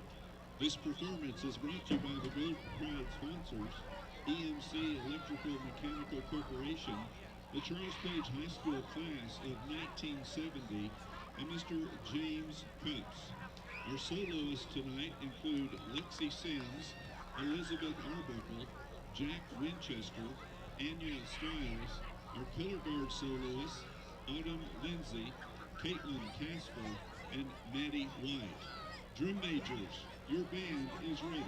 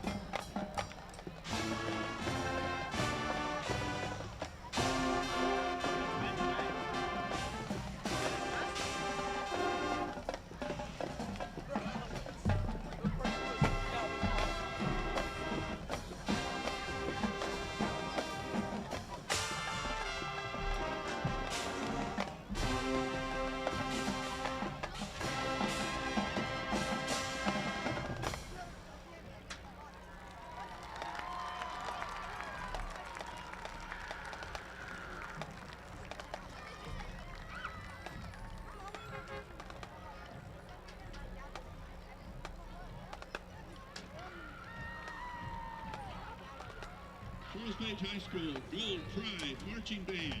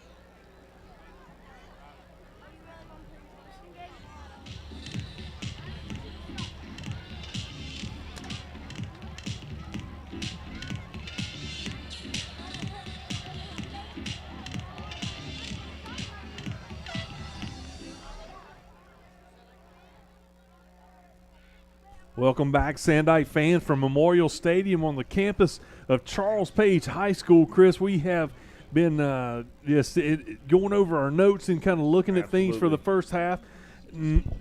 For the first time this year, really the only negative thing we saw was that last minute or so interception where we saw Easton trying to force it into the back of the end zone.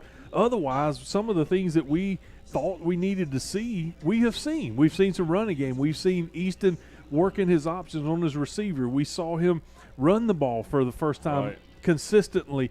And so kind of give us some of your thoughts on what you've seen and maybe some of the stats that we have collected over the first half. But it looks good overall. I have a little technique that I do is I kind of chart the games, and I always circle the positive plays and the positive drives that we have, and we have, or anything that defensively or offensively, and we have 7 consecutive positive drives that happen with first of all that first turnover that Joe Farmer intercepts down close to the 20-yard line in the Bishop Kelley red zone.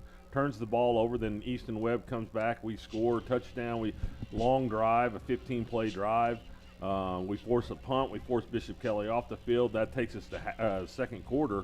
And then Logan Wright comes in, and we have another 7-play drive for a touchdown. Force Bishop Kelley off the field again. And then we have another Easton Webb touchdown run. We force Bishop Kelley off the field for the 4th time of the night. And then that's when Easton kind of makes a little bit of an error with just under a minute left, and they intercept the ball on the 3-yard line, which you can consider a long punt if you want. But we're trying to score again before half, but we're 21-0, and the most dominant dominant half of football that Sand Springs has played all season long, and I really like what we see mixing it up offensively, defensive. Like I said, we force a turnover. And we forced them off the field 3 times, and you couldn't ask for anything better from the Sand Springs Sandite, offense and defense. Yeah, I look for us to just continue to do a lot of the same. I think Coach Green and his crew have the offense dialed in. Coach Klink and his crew's got the defense dialed in. It's going to be an exciting second half. Well, let me remind you, Sand Springs gets the kickoff. That's exactly right. So we deferred. We deferred, and Sand Springs will take the ball here first in the third quarter, and it'd be nice to drive the length of the field and have another successful drive and put more points on the board. But, man, what a complete game Sand Springs has played all night long. No doubt about it. Hey, while we got a few moments before we kick back off, we got a couple minutes before kickoff. Chris, I'd like to go over some of the calendar that we see, different things coming up on the school calendar. And so football is back. It's Friday Night Lights. However, we do have other sports going on. And so just a little bit of what's going on tomorrow, September the 20th, we've got our marching band that's going to go down to Haskell, and they're going to participate in the Haskell band competition. Great. You guys saw them at halftime. Great job for our band. I got a daughter, Olivia Holder, playing on their bass drum. Yep. Only Yep. girl bass drum, and she loves it, Chris. She Yep. loves pep assemblies. So it's going to be fun to watch them play tomorrow at Haskell. Also tomorrow we've got our cross-country teams are in action tomorrow at Holland Hall. I know that Joe Shepard gave me some information that 9 o'clock in the morning is when the boys cross country. I don't know if the girls go earlier or later, but the boys start running. It's a 5K tomorrow. He was very proud of his grandson, Caden Ketcher, that's going to be running the 5K with the high school varsity cross-country team. And I've said it before on air. I've been at a race when I saw Caden run, and he is just fast. That's a blessing and a gift all in one, man. Exactly right. I can't relate. You're right. You look at and me. Joe, you ought to be proud of that young man. I know you are. Yep. But I can't relate, but that's awesome. Also got action in Stillwater tomorrow. Our volleyball team, our varsity volleyball team, is going to be in action over in Stillwater. They're playing in the Stillwater tournament tomorrow. So if you guys have anybody that's playing any of these sports, go and support the Sandites, man. I love to see the crowd at football games. We've been over to the volleyball games. We've been to some of the softball games this year. And, man, it's just good to see our community come out and support the Sandites. Well, there's no place like Sand Springs, and the community here is phenomenal, and they rally around everything that happens here in this city. And just like you said, man, come out, watch these kids, be a part of it, find a place to fit in. Yep, I love it. We've got kickoff coming in just a few seconds, about 10 seconds away. As Chris mentioned, our Sandites are going to receive the ball. They're going to be going from the south to the north, so it's going to be fun to see that. Again, the wind is not playing any kind of havoc on any of the play tonight. No, those flags are dead out there. And I think one of the things that I talked about early in the pregame is one of the key aspects of what Sand Springs has proven in the first couple games is kickoff returns. And we have proven that we can, we got great field vision. Dom Forbes has kind of led the way, but Alex Dudley, we know from years past, he can do some damage as well. So I'm excited to see what happens here as Bishop Kelley kicks the ball off. We'll see if they're going to go deep, and they do. They're going to try to kick it in the end zone, and they do put it through the back of the end zone. Alex Dudley watches it go over his head. So that means when we take over here, first offensive set of the second half, we're going to have it first down and 10 from our own 20-yard line. Now it's time. Let's continue to build on what we had the first half, and let's just try to put this thing to sleep. Well, man, the Bishop Kelley kicker was pretty impressive right there. Number 48, man, drilled a laser all the way out of the back of the end zone. So if I had that young man on my team, I'd let him do that almost every play. If he can kick the field goal the same way, you're never really too far for him in high school. Well, here we go. Sand Springs offense back on the field, led by Captain Easton Webb. Single covers down at the bottom. Looks like is that Grady Harris in the backfield again? It is. Here we go. We're going to run the ball right up the middle. We got some room.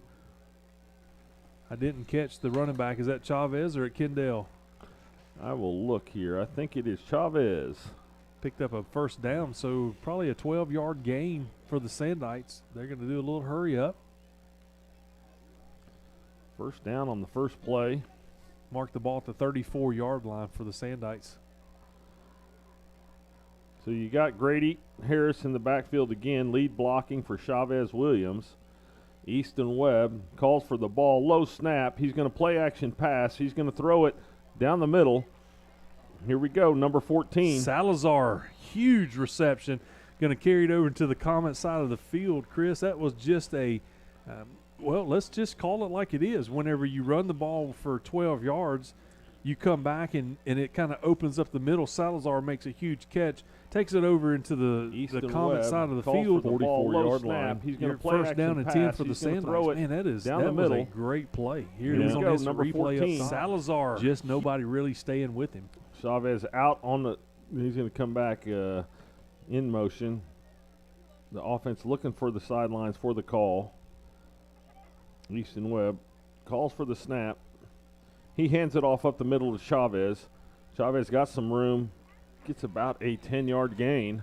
They're going to go, let's see, 9 yards is what they're going to call it. Going to be second down and 1 for the Sandites. They're going to mark the ball right on the 35-yard line. 10:30 to go in the third quarter. Clock running. Man, what a way to start the second half. Sand Springs picks up right where they left off.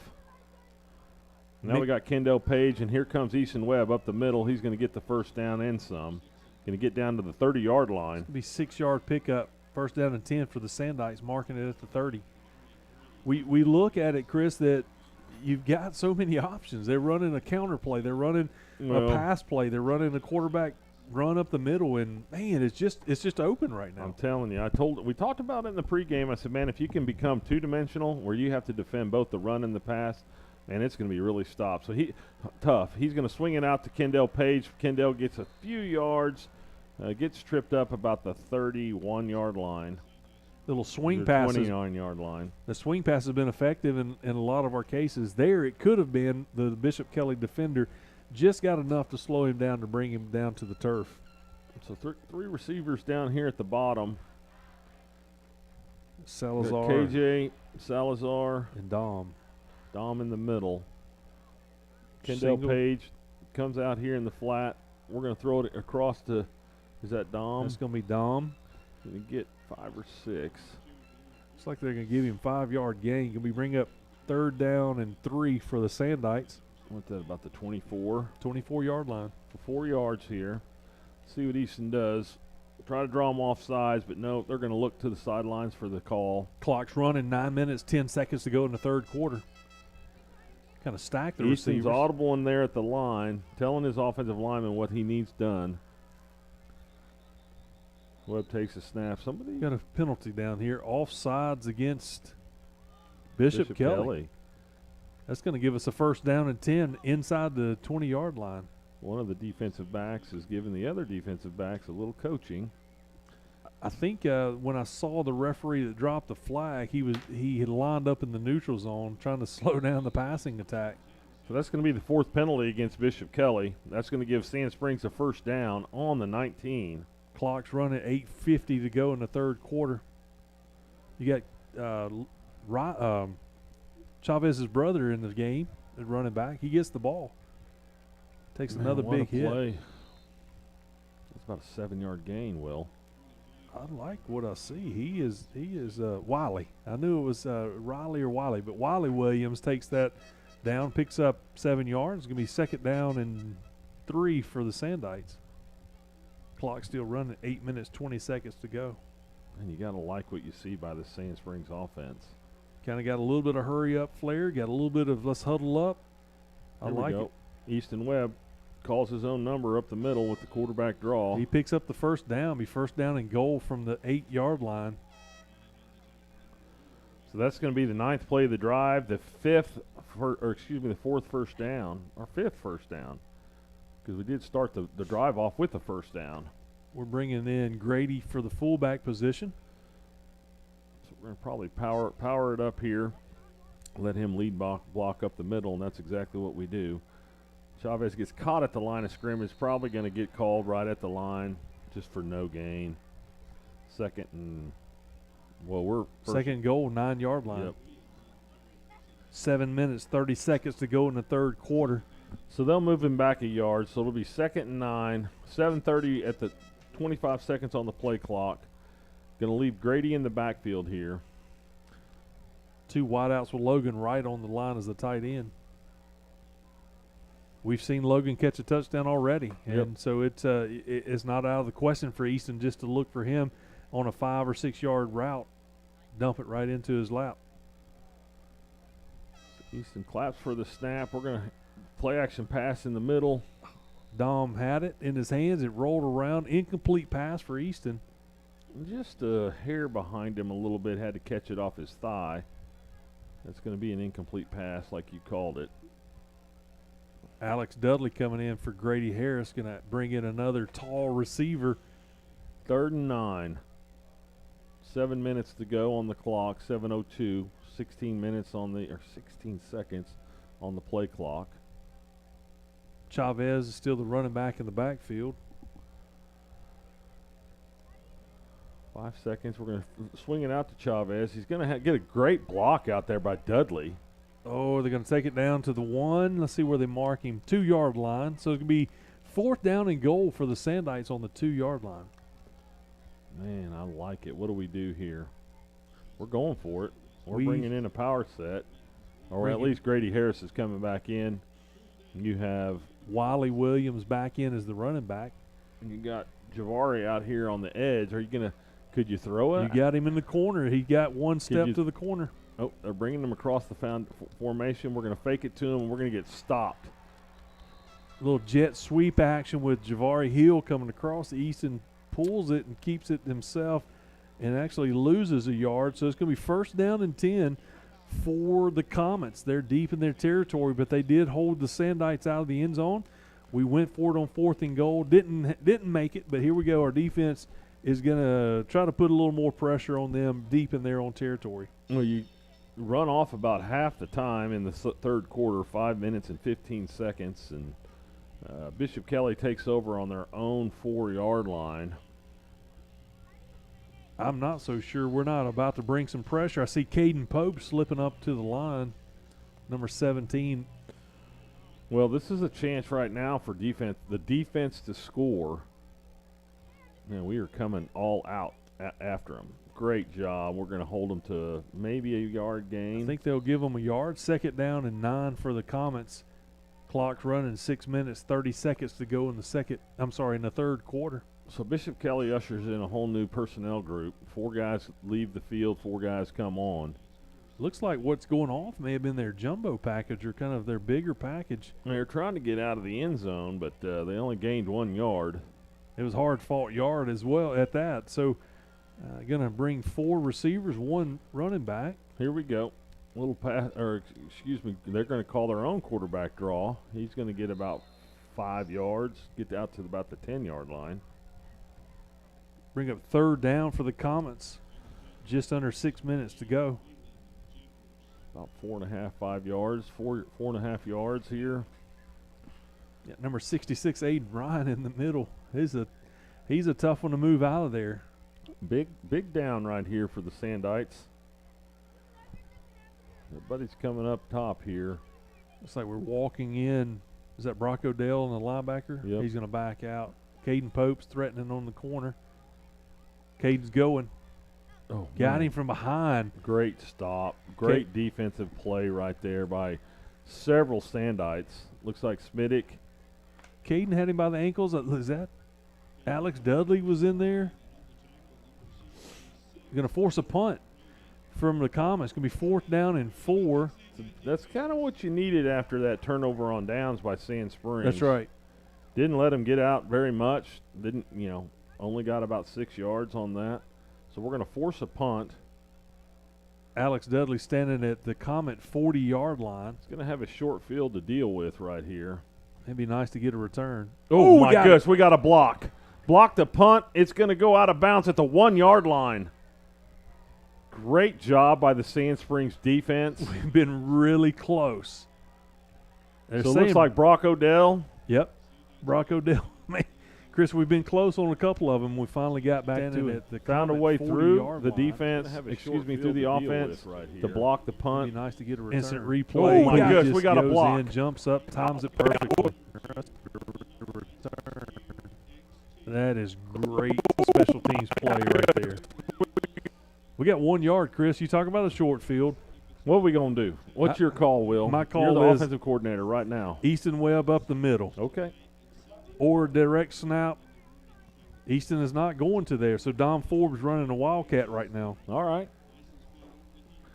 We didn't have a success on that earlier, but we're going to come back and try it again. You got Wiley Williams back there with Dom. So Dom calls the play across. Then he's going to just bring it up the middle. It's going to be a touchdown for Sand Springs. Dom Forbes. Dom Forbes shows up like we know he will. With 4:39 left in the third quarter, Sand Springs gets on the board again to make it 27-0. Chris, that just shows you the trust and the faith. I know, if I'm not mistaken, bring it up the middle. If I'm wrong, Dom was a quarterback in previous middle school or ninth grade team, was he not? I think he was. And so he's not a stranger back there as Copeland lines up for the point after. He's high snap. Did he get it? He did. He did. So with Copeland putting the PAT through, we are with 4:39 to go in the third quarter. the Sandites now are up 28-0. But Don Forbes, he was a quarterback in the past. He's not a stranger. He's not unfamiliar territory back there. So he knows what to do, and he just called his own number, and he had to fight for it a little bit, Yeah, but he was able to get in for the touchdown.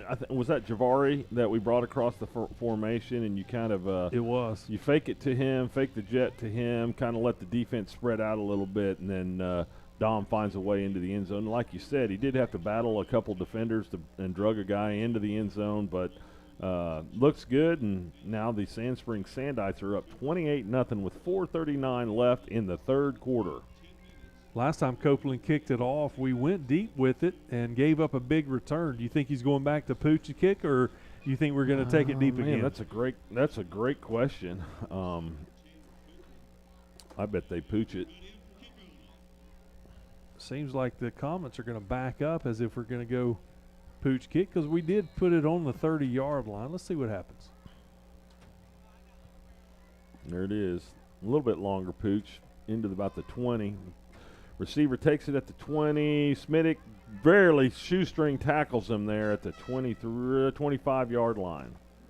Smittick was right in the running lane, and a little bit of him and the turf monster caused him to go down. They're going to mark it first down and 10 from the 25. I would agree with you. I don't know if he got his hands on him or not, but I'm going to give Smittick the credit for that tackle. That's right. He scared him. That's right. Footsteps were coming. That's right. All right. We've got the comments coming out in a 3-receiver set, H-back and a running back. See if they're going to try to run the ball again. 4:34. They're going to try to force it up the middle here. Big Whalen saying not so fast. He joins the pile. They're only going to give him a 2-yard gain. And we got Devin McCullough.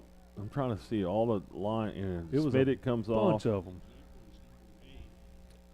So get about a 4-yard gain. Clock's running right at 4 minutes to go in the third quarter. Bishop Kelley's not in a huge hurry. You would think they would try to get some of their game plan going, but they are not in a big rush. So they're going to hand off up the middle again. Big Whalen gets on the tackle. Grady Harris on the tackle. Boom. Big Whalen. Take him down 20-piece. I like it. Made him feel that one. I like it. When Whalen gets his hands on you, it's hard to get him off. Man, it looks like our defense is taking over.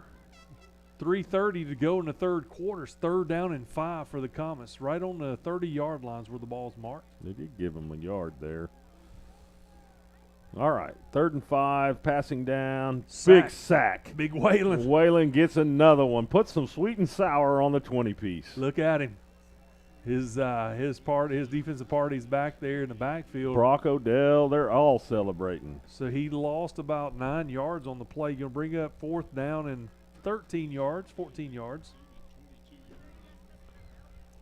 2 minutes and 2 minutes and 50 seconds to go in the third quarter. What a play by Waylon Jeffers.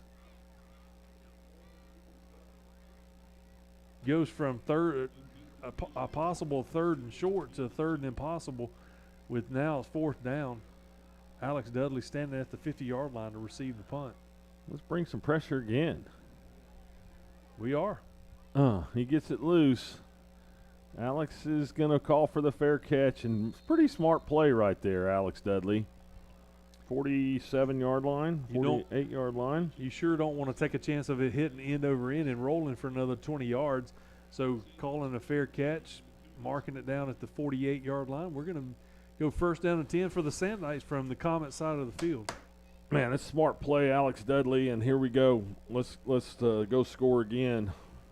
28-0 right now. Sand Springs leads with 2:27 left in the third quarter. You got Salazar and Hill and only got one defender down here right now. Here we go. Still only got one. Snap the ball. Snap it. They're going to bring a safety over to help. Yeah, he's going to have to cover a lot of room. We're going to throw it out to the right to Dom Forbes. Dom Forbes is going to get 1st down. Pushed out of bounds pretty hard. Going to take it down to the 34-yard line with 2 minutes, 22 seconds to go in the third quarter. So just like last time we had the ball, 1st down on the first play, and we're pacing right now. Oh, no. Bad snap. Fall on it. Easton gets down on the ball. Smart play. That's going to hurt his rushing stats. Yeah, it is. 11-yard loss. 12-yard loss. Going to bring it back to the 46-yard line. Clock's running, 2 minutes to go in the third quarter. Sandite's still up 28-0. Not sure if he looked away and it I came. think he might have. Just wasn't ready for the snap. I don't know if that was Zach George's fault there. But it's always a chance to complete another pass and get some more reception yards. Picks up the loss, goes back to the original line of scrimmage, going to bring up 3rd down and 10 for the Sandites. Dom Forbes on a big reception. So gets it back to the 34-yard line. So pretty much back to the original line of scrimmage, 3rd and 10. Awful lot of space on the wide receivers down here at the bottom. Javari Hill with his gold shoes. He's been stepping back as like a little bubble screen. Send Paxton inside. Yep. And let him just run a go route on the outside. Why not? I would. You got plenty of space in the backfield of the defensive side. Nope, we're going to throw it underneath, and we're going to get crushed. Down. The receiver says we are down. Javari Hill hops up, holding. That's Chavez. Oh, that is? Chavez My Williams. bad. That is Chavez. Kendall Page is coming in. Coach Plink's going to decide to punt the ball. Smart First move. punt of the game, I think. It is. It is the first punt. It's going to be 4th down and 15 for the Sandites. The ball's marked on the 39-yard line. One of the few negative plays that Sand Springs has had all night long. Got to hurry. 4 seconds, 3 seconds, 2 seconds. Got to hurry. Here we go. Gosh, he barely gets it off. Get it out of there. Oh, Nice We punt. got a 15-yard penalty in the backfield, roughing the punter as number 4. Man, and then we get some great coverage downfield as well. Don't do anything crazy. Hold on, boys. That can be an automatic first down. It should be. It's a personal foul. There's no way that's running into the kicker. Oh, we got a penalty back here as well. Let's see. If that's not on us, it's going to be if it's on us, it's probably going to offset unless they consider this a dead ball foul. This is definitely a 15-yard roughing the kicker. And they're looking toward the Sandites on the second flag. If I can't speak for these referees, but if it were me, this is 15-yard automatic first down. This is a dead ball foul after the play. Let's hope it's not an offsetting deal.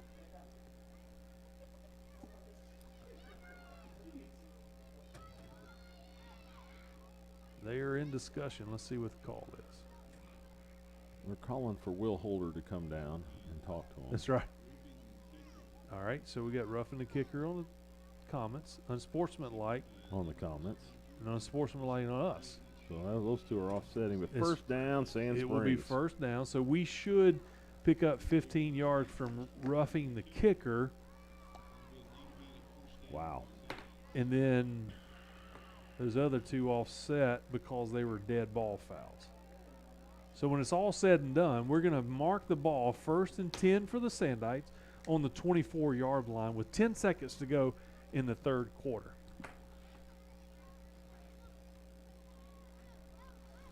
So Sand Springs offense comes back out on the field.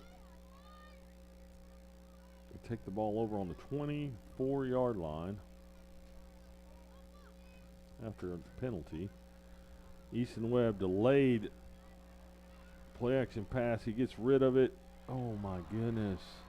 Man, that pass route right there was open from the start, and Easton got a little pressure in his face, and he had to roll out and wait a little late to throw the ball. But KJ Worthington was open from the beginning on that pass route. 2nd down and 10 for the Sandites with 3 seconds to go In the third quarter. and I would imagine we're going to throw it again. I'm trying to draw them off sides. 3 receivers up top, probably Kendall Page in the backfield. Logan Wright's playing tight end.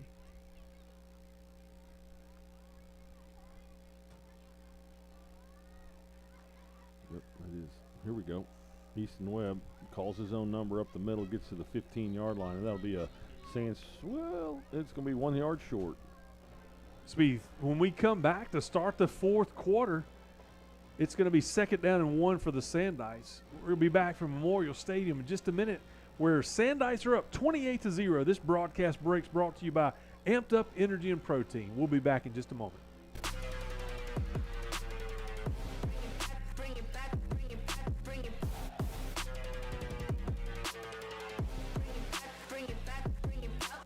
Hey, Sandite fans, this is the crew of the Bobby Klink Coaches Show that meets every Tuesday night at Amped Up Energy. Along with Coach Klink, the legend Chris Kaiser, my name is Will Holder. We want to invite you down to Amped Up Energy, downtown Sand Springs, every Tuesday night at 6 o'clock. If you can't make it in person, we'd love for you to join us on our YouTube channel to talk all things Sandite football through the whole season into the playoffs. It's going to be a lot of fun. We hope to see you at Amped Up.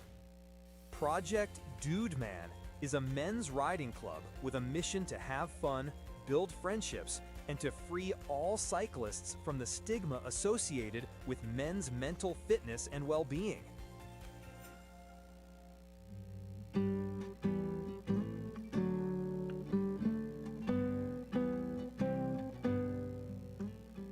This game is dedicated to all of those who have served in the U.S. military. Thank you for your service.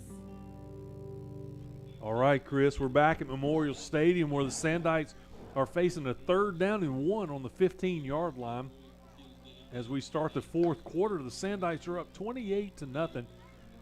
Had a couple of drives where we turned it over on downs and an interception, but overall, on this drive specifically, we've enjoyed what we've seen from the offensive side of the ball. Yep. We've got a power set here. We're going to hand it off underneath. Man, big yards right here. Little Williams. A little spin move right there, and Little Williams makes his first varsity touchdown. I tell you, I've been watching him in junior varsity, and Wiley Williams has got some moves, and he's got a little bit of I'm just going to say he's probably the bigger of the backs on the brothers, but, man, that is a great run. Had a spin move, puts it in the end zone. Point after touchdown pending. Sandites are up 34-0. Gotta love it. Kicks up, it is good. So with 11:54 to go in the game, the Sandites are now leading 35-0. 35-0, keep the accelerator mashed down. Let's keep going. 11:54 in the fourth quarter. I love to see the Sandites celebrating, having fun. We're going to need this momentum. Next Friday night, Chris, we're going to Bartlesville. Always a hard-fought game against Bartlesville. We go to their house, so we need you guys to come and be a part of that in the stadium. If you can't make it, tune into this YouTube channel. We'll be going live around 6:20 right before kickoff and do it all over again. That's our first district play next week, so we need you guys to be there in person if possible. If not, tune in. Keep up with the Sandites.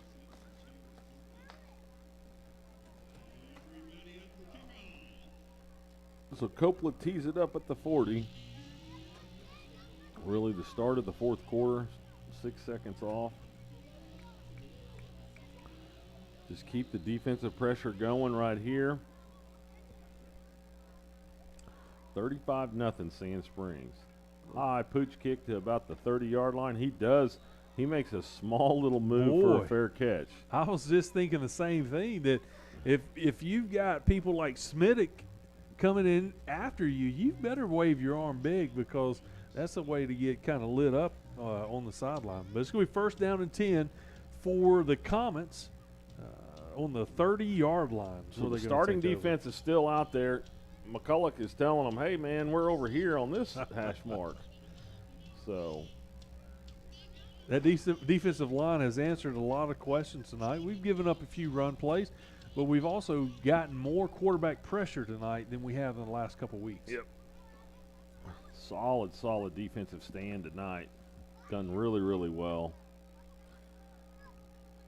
I'm even scared to say what I'm about to. I don't want to jinx us, but, man, that goose egg does look good on the board. And Here that's we go. Boom. What a play. Was that Emery?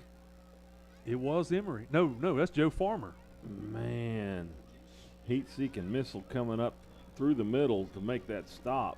He fell forward for a yard. It'll be 2nd down and 9 for the Comets. Wow, I like it. That's your safety coming up from about 15 yards. They're going to run it around the edge. Number 17 gets a first down to about the 45-yard line. Nothing fancy. He just had he's got deceivingly fast speed, number 17 for the Comets. He just kind of glided out to the side, and before you know it, he turned the corner. I think we got a little lackadaisical on the edge there. Probably gave up a little hook block. And 1st and 10 for Bishop Kelley with 11 minutes to go of the game. Just ran it to the sideline. Short. Here we go again. Same thing. Grady comes off his block that time, makes a tackle for about an 8-yard gain. See, they're going to mark the ball 1 yard short, so it'll be a 9-yard gain for the Comets. 2nd down and 1. What I'd like to see right there is Caden Pope came off of his linebacking position out here and almost chased him down in the backfield. Well, they like what they're doing here, running to the here we go, quarterback keeper. He gets the first down. They're kind of running right at our our two veteran guys, Grady and Whalen. Yep. I don't know what they figured out or thought that they could do here, but they get a first down. I look at it, you also see a lot of our linebackers coming in. Oh, we gave them 5 yards. So we 1st down and 5 for the Comets. We had a jump. Aiden Ryan came off 66.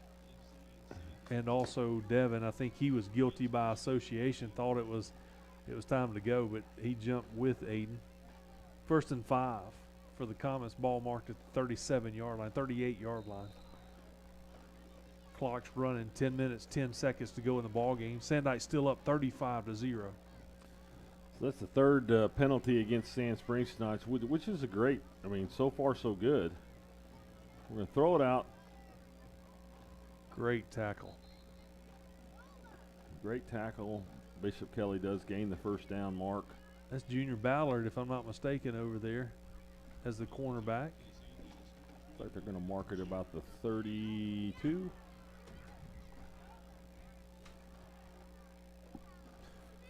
So that's the 6th play of the drive, 3rd first down for Bishop Kelley. They're showing a little bit of life here in the 4th quarter.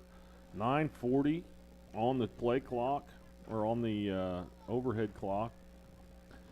Get handed off at number 17 again. They're going to try to get around the edge. They get bottled up by a slew of Sand Springs defenders. They're going to give him 3 yards on the carry. Bring up 2nd down and 7 for Bishop Kelley. Chris, we hadn't talked a lot about the uniforms that we're wearing tonight, but it was to honor the Armed Forces Appreciation. It's kind of a gray camo with gold numbers, and it is very difficult from this distance to see those numbers sometimes. Yep. Here we go. We're going to call our own number, quarterback draw. Then he's going to throw a short pass, which is dropped over the middle. We 3rd down and 7. 3rd down and 7 for the Comets. Rare incompletion. He was real close to the line of scrimmage when he threw that ball, but he threw it a little bit too high. The receiver couldn't come down with it. 3rd down and long. We need to hold them here. Clock stopped exactly 9 minutes to go in the ball game. Get them off the field one more time.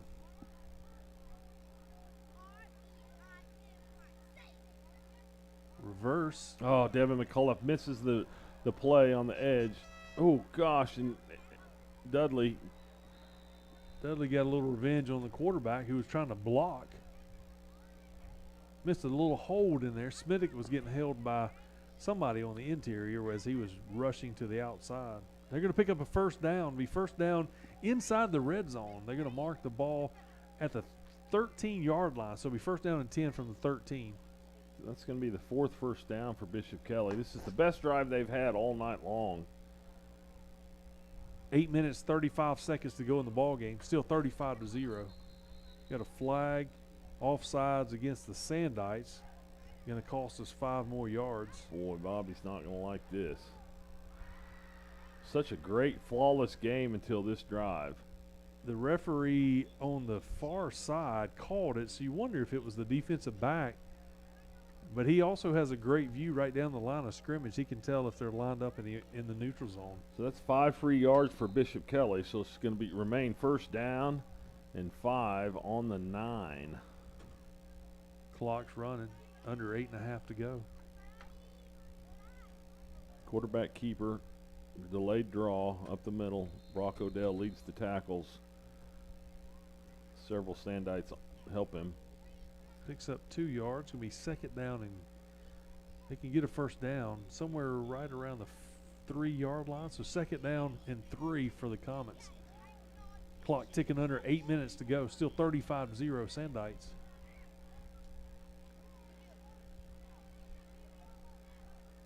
Bishop Kelley still not in a big rush. They think they're getting real close to a touchdown, but you would think they're going to kind of hurry things up. Man, what a play. What a play. Going to lose 1 on the play. It'll be third down now. Is that Alex? Alex Dudley on the tackle. It looks like, yeah. He came up from his safety position, tackled in the backfield. Third down and 4. Looks like we're bringing in some jumbo package. Ball's going to be marked on what, the 7-yard line? Looks like the 7. So Dudley comes up. We're just going to try a quarterback sneak. Does not get anywhere. What was that? Maybe lose a yard. I hate to second guess J.J. Tapana and the Bishop Kelley comments, but what are we doing there? I don't know. We had Dwayne The Rock Johnson in on the middle of that play. I mean, it's not like we're trying to get a fourth and one first down. No, I mean you got 4 yards or 6 yards. Let's see who called the timeout. Bishop Kelley's going to call the timeout. Chris, we're going to step away. This broadcast break brought to you by our friends at Amped Up Energy and Protein. We'll be back in just a moment.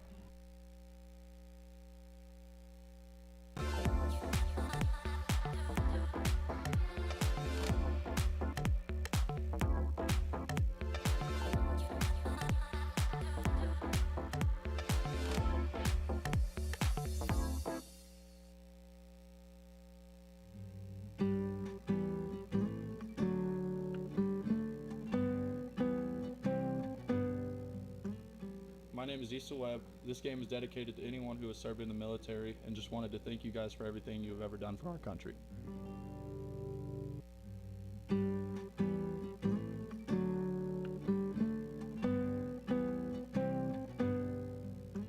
Hi, my name is Alex Dudley, and this game is dedicated to Brandon Dudley and Dick Cogshell, who both were a part of the United States Army. My name is Gage Gunn, and this game is dedicated to my papa, Danny Wilson, who was in the Air Force. 6:52 to go in the game from Memorial Stadium on the campus of Charles Page High School. The Sandites are leading 35-0. Right here is a pride play right here. Fourth down. The flags are thrown. False start against Bishop Kelley. So they're going to back it up. Looks like the kicking unit is coming on for the Comets after that 5-yard penalty. It'll be fourth down and 10, fourth down and 11. So they decided after a failed tush push and a 5-yard penalty that they're going to bring it back and try to kick the field goal. Holder sitting right on the 20-yard line. So this will be a 30-yarder. I really messed that up last week, by the way. I don't know, my brain was like reversed. So this will be a 30-yard attempt. Looks like we're bringing some pressure. Ooh, low snap. Ooh, blocked. Got it. Blocked by Alex Dudley. Kicker picks it up like a... I'm not so sure that was the wisest move, but yet it's not the wisest move. What I like about this is, and I'll talk a little more about it because I didn't want to jinx it, but what a pride thing for the defense to go in and win a game by shutout. And it's not over yet. We still got 6:44 to go, and I got a little nervous on that kick right there. I got a little nervous when we were on the 3-yard line. But the Sandites responded and blocked. This is the second block kick on from the Sandite special team. So they got a little pressure, got in there and blocked it. First down and 10 for the Sandites on the 21-yard line with 6:44 to go in the ball game. Low snap, going to run the ball left side of the formation, and he's going to pick up 3 yards for the Sandites. Going to bring up 2nd down and 7. Bishop Kelley saying there was a fumble on the play. Still saying there's a fumble on the play. Referee saying he was down.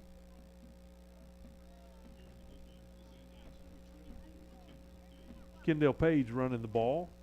Picked up 3 yards on the play. 2nd down and 7 for the Sandites. The clock's running 6 minutes, 10 seconds to go in the ball game. I don't imagine you're going to see any hurry up from the Sandites. However, I do know that Coach Green likes to go over all of his sets and run a 2-minute drill, that kind of stuff. So it's not out of the question to see him get in a hurry, but probably not. Delayed handoff right here. Got a little room. Look at this. Stay going. Is that man? Looks like Kendall Page is going to take it over into the Comet side of the field. Huge gain for the Sandites. Kendall's going to get a break. Chavez is coming in as the running back. You kind of sensed it, Chris, that throughout, there's instant replay on the big screen. Man, that was a great looking run. Yeah, it was. Had a couple big blocks down the field to get a few more yards. But you see this, that we've been able to go two-dimensional tonight, and that's big going into district play next week. Absolutely, and I can't wait to see the stats of the rushing versus the passing. And they're going to be pretty equal. They are. Because Easton's had a lot of yards on the ground. Here we go again, almost the same play call. Chavez is going to pick up 5 yards on the play. It's going to bring up 2nd down and 5 for the Sandites. The ball's going to be marked on the 43-yard line. Under 5 minutes. Clock is moving, 4:55. Really a great showing by Sand Springs. I like the Grady Harris fullback position. That's been able to add a little bit of extra block coming out of the backfield. Also gives an option for a wrinkle if we want to throw the ball. Yep.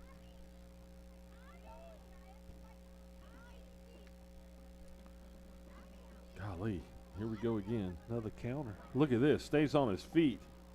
Dropped the first ball. Down. We fumbled, but Chavez fumbled the ball. But he got back. But who was that? One of the.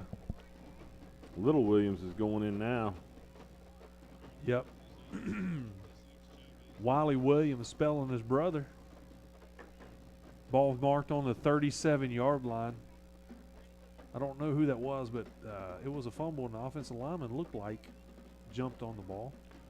So that'll be another Sand Springs first down on the 37-yard line. 4 minutes left in the ball game.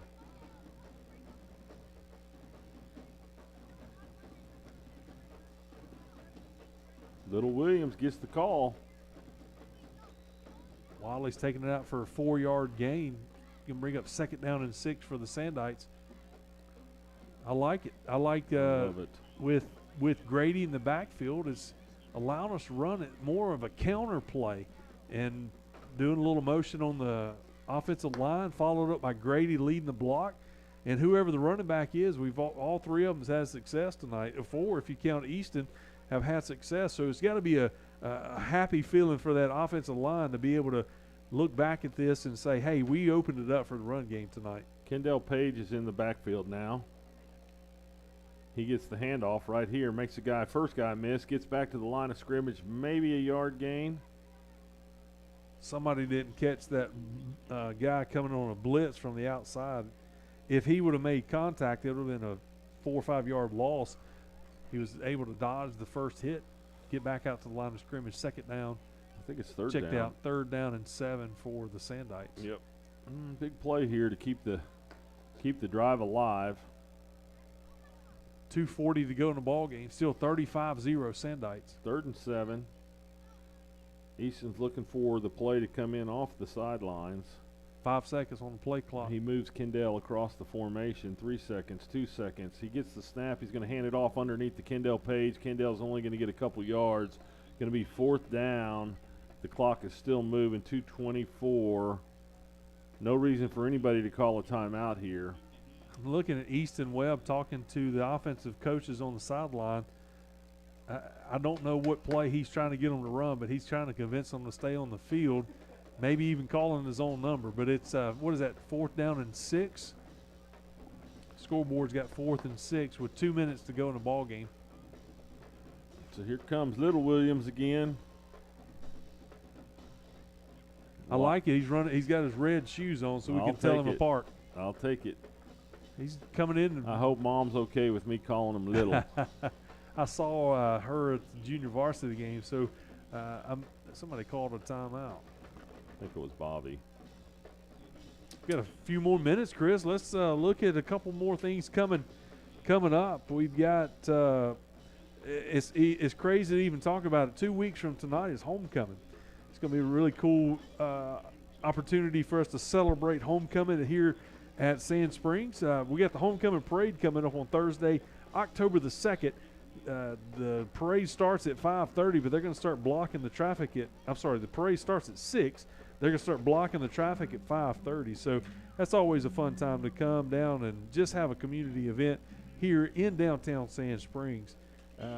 Got a lot of stuff going on sports-wise. Don't forget band contest tomorrow at Haskell, cross country at Holland Hall. Volleyball is in a tournament at Stillwater. Softball was playing today. I don't know what the outcome of those games were, but they were playing, if I'm not mistaken, they were playing earlier today. Here we go. Sand Springs back on the field, 4th and about 5. 4th and 6. Hand off across the formation. Wow. What a great play. What a great first down. Dom Forbes catches it on that jet sweep.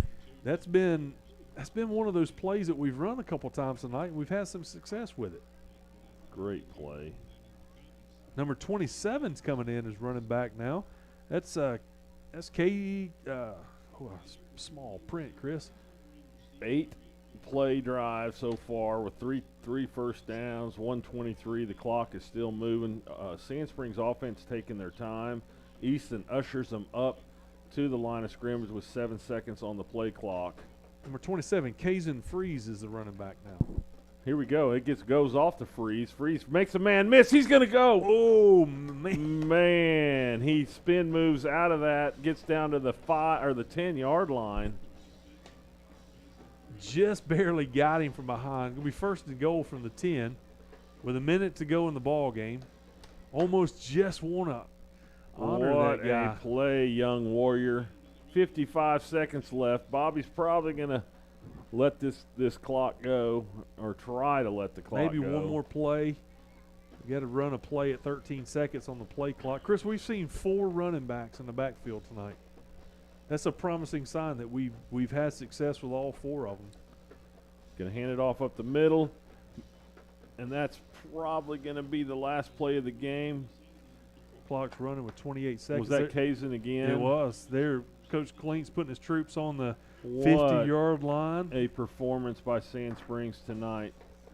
Sandite, you watched us get back on track. We controlled the game. We had some offense and defense success. Chris, it was everything that we talked about, keys to victory, and the people that needed to show up showed up. Couldn't be happier of what we saw tonight going into our first district game next Friday night in Bartlesville. So it's going to be a lot of fun to see how we match up. A lot of fun, and this is really what you wanted to see tonight coming out after you take on Owasso and Bixby and get back to more formidable opponent. And Sand Springs shows they can do a lot of different things on offense, holds them to a shutout. I'd like to know when the last time we had a shutout. I'm sure I guess we did last year against like Putnam City teams. Capitol Hill, those kind of things, yep. But, man, what a great overall complete game performance. You had a blocked punt. You had a blocked field goal. Easton threw for a touchdown and ran for a couple touchdowns. We gave up an interception, but we got an interception as well. Yep, Logan Wright gets back in the scoring mix. Just, man, you can't say enough about just the way the offense flowed. The defense played a great game against, pitching a shutout tonight, and wow, super proud of the Sand Springs Sandites tonight. I feel like the coaches will be in better spirits tomorrow coming out, and obviously there's never a perfect game. You're always going to have something to work on, but to listen to them, what they were looking for tonight. I think they got a lot of it from the players. Well, they wanted to come out and play. What we said, start fast, play fast. Took the ball away right off the bounce against the first drive against Bishop Kelley. Turned right back around and drove the length of the field. So it really just a great performance all the way around. Bobby's going to find some things to pick apart. He's going to do that because he's such the perfectionist. But man, one of the most complete games we've seen in a while. No doubt about it. Hey, guys, thank you for tuning in tonight. Chris, honored to share the box along with our broadcast crew tonight. We thank you for being right here on this YouTube channel. We're going to see you next Friday night. Tonight is a great time to be a Sandite. Thank you for tuning in. We'll see you guys next week when we travel to Bartlesville. Kickoff's at 7 o'clock. We'll be on the air around 6:20. So we hope you join us there or online. We'll see you next week.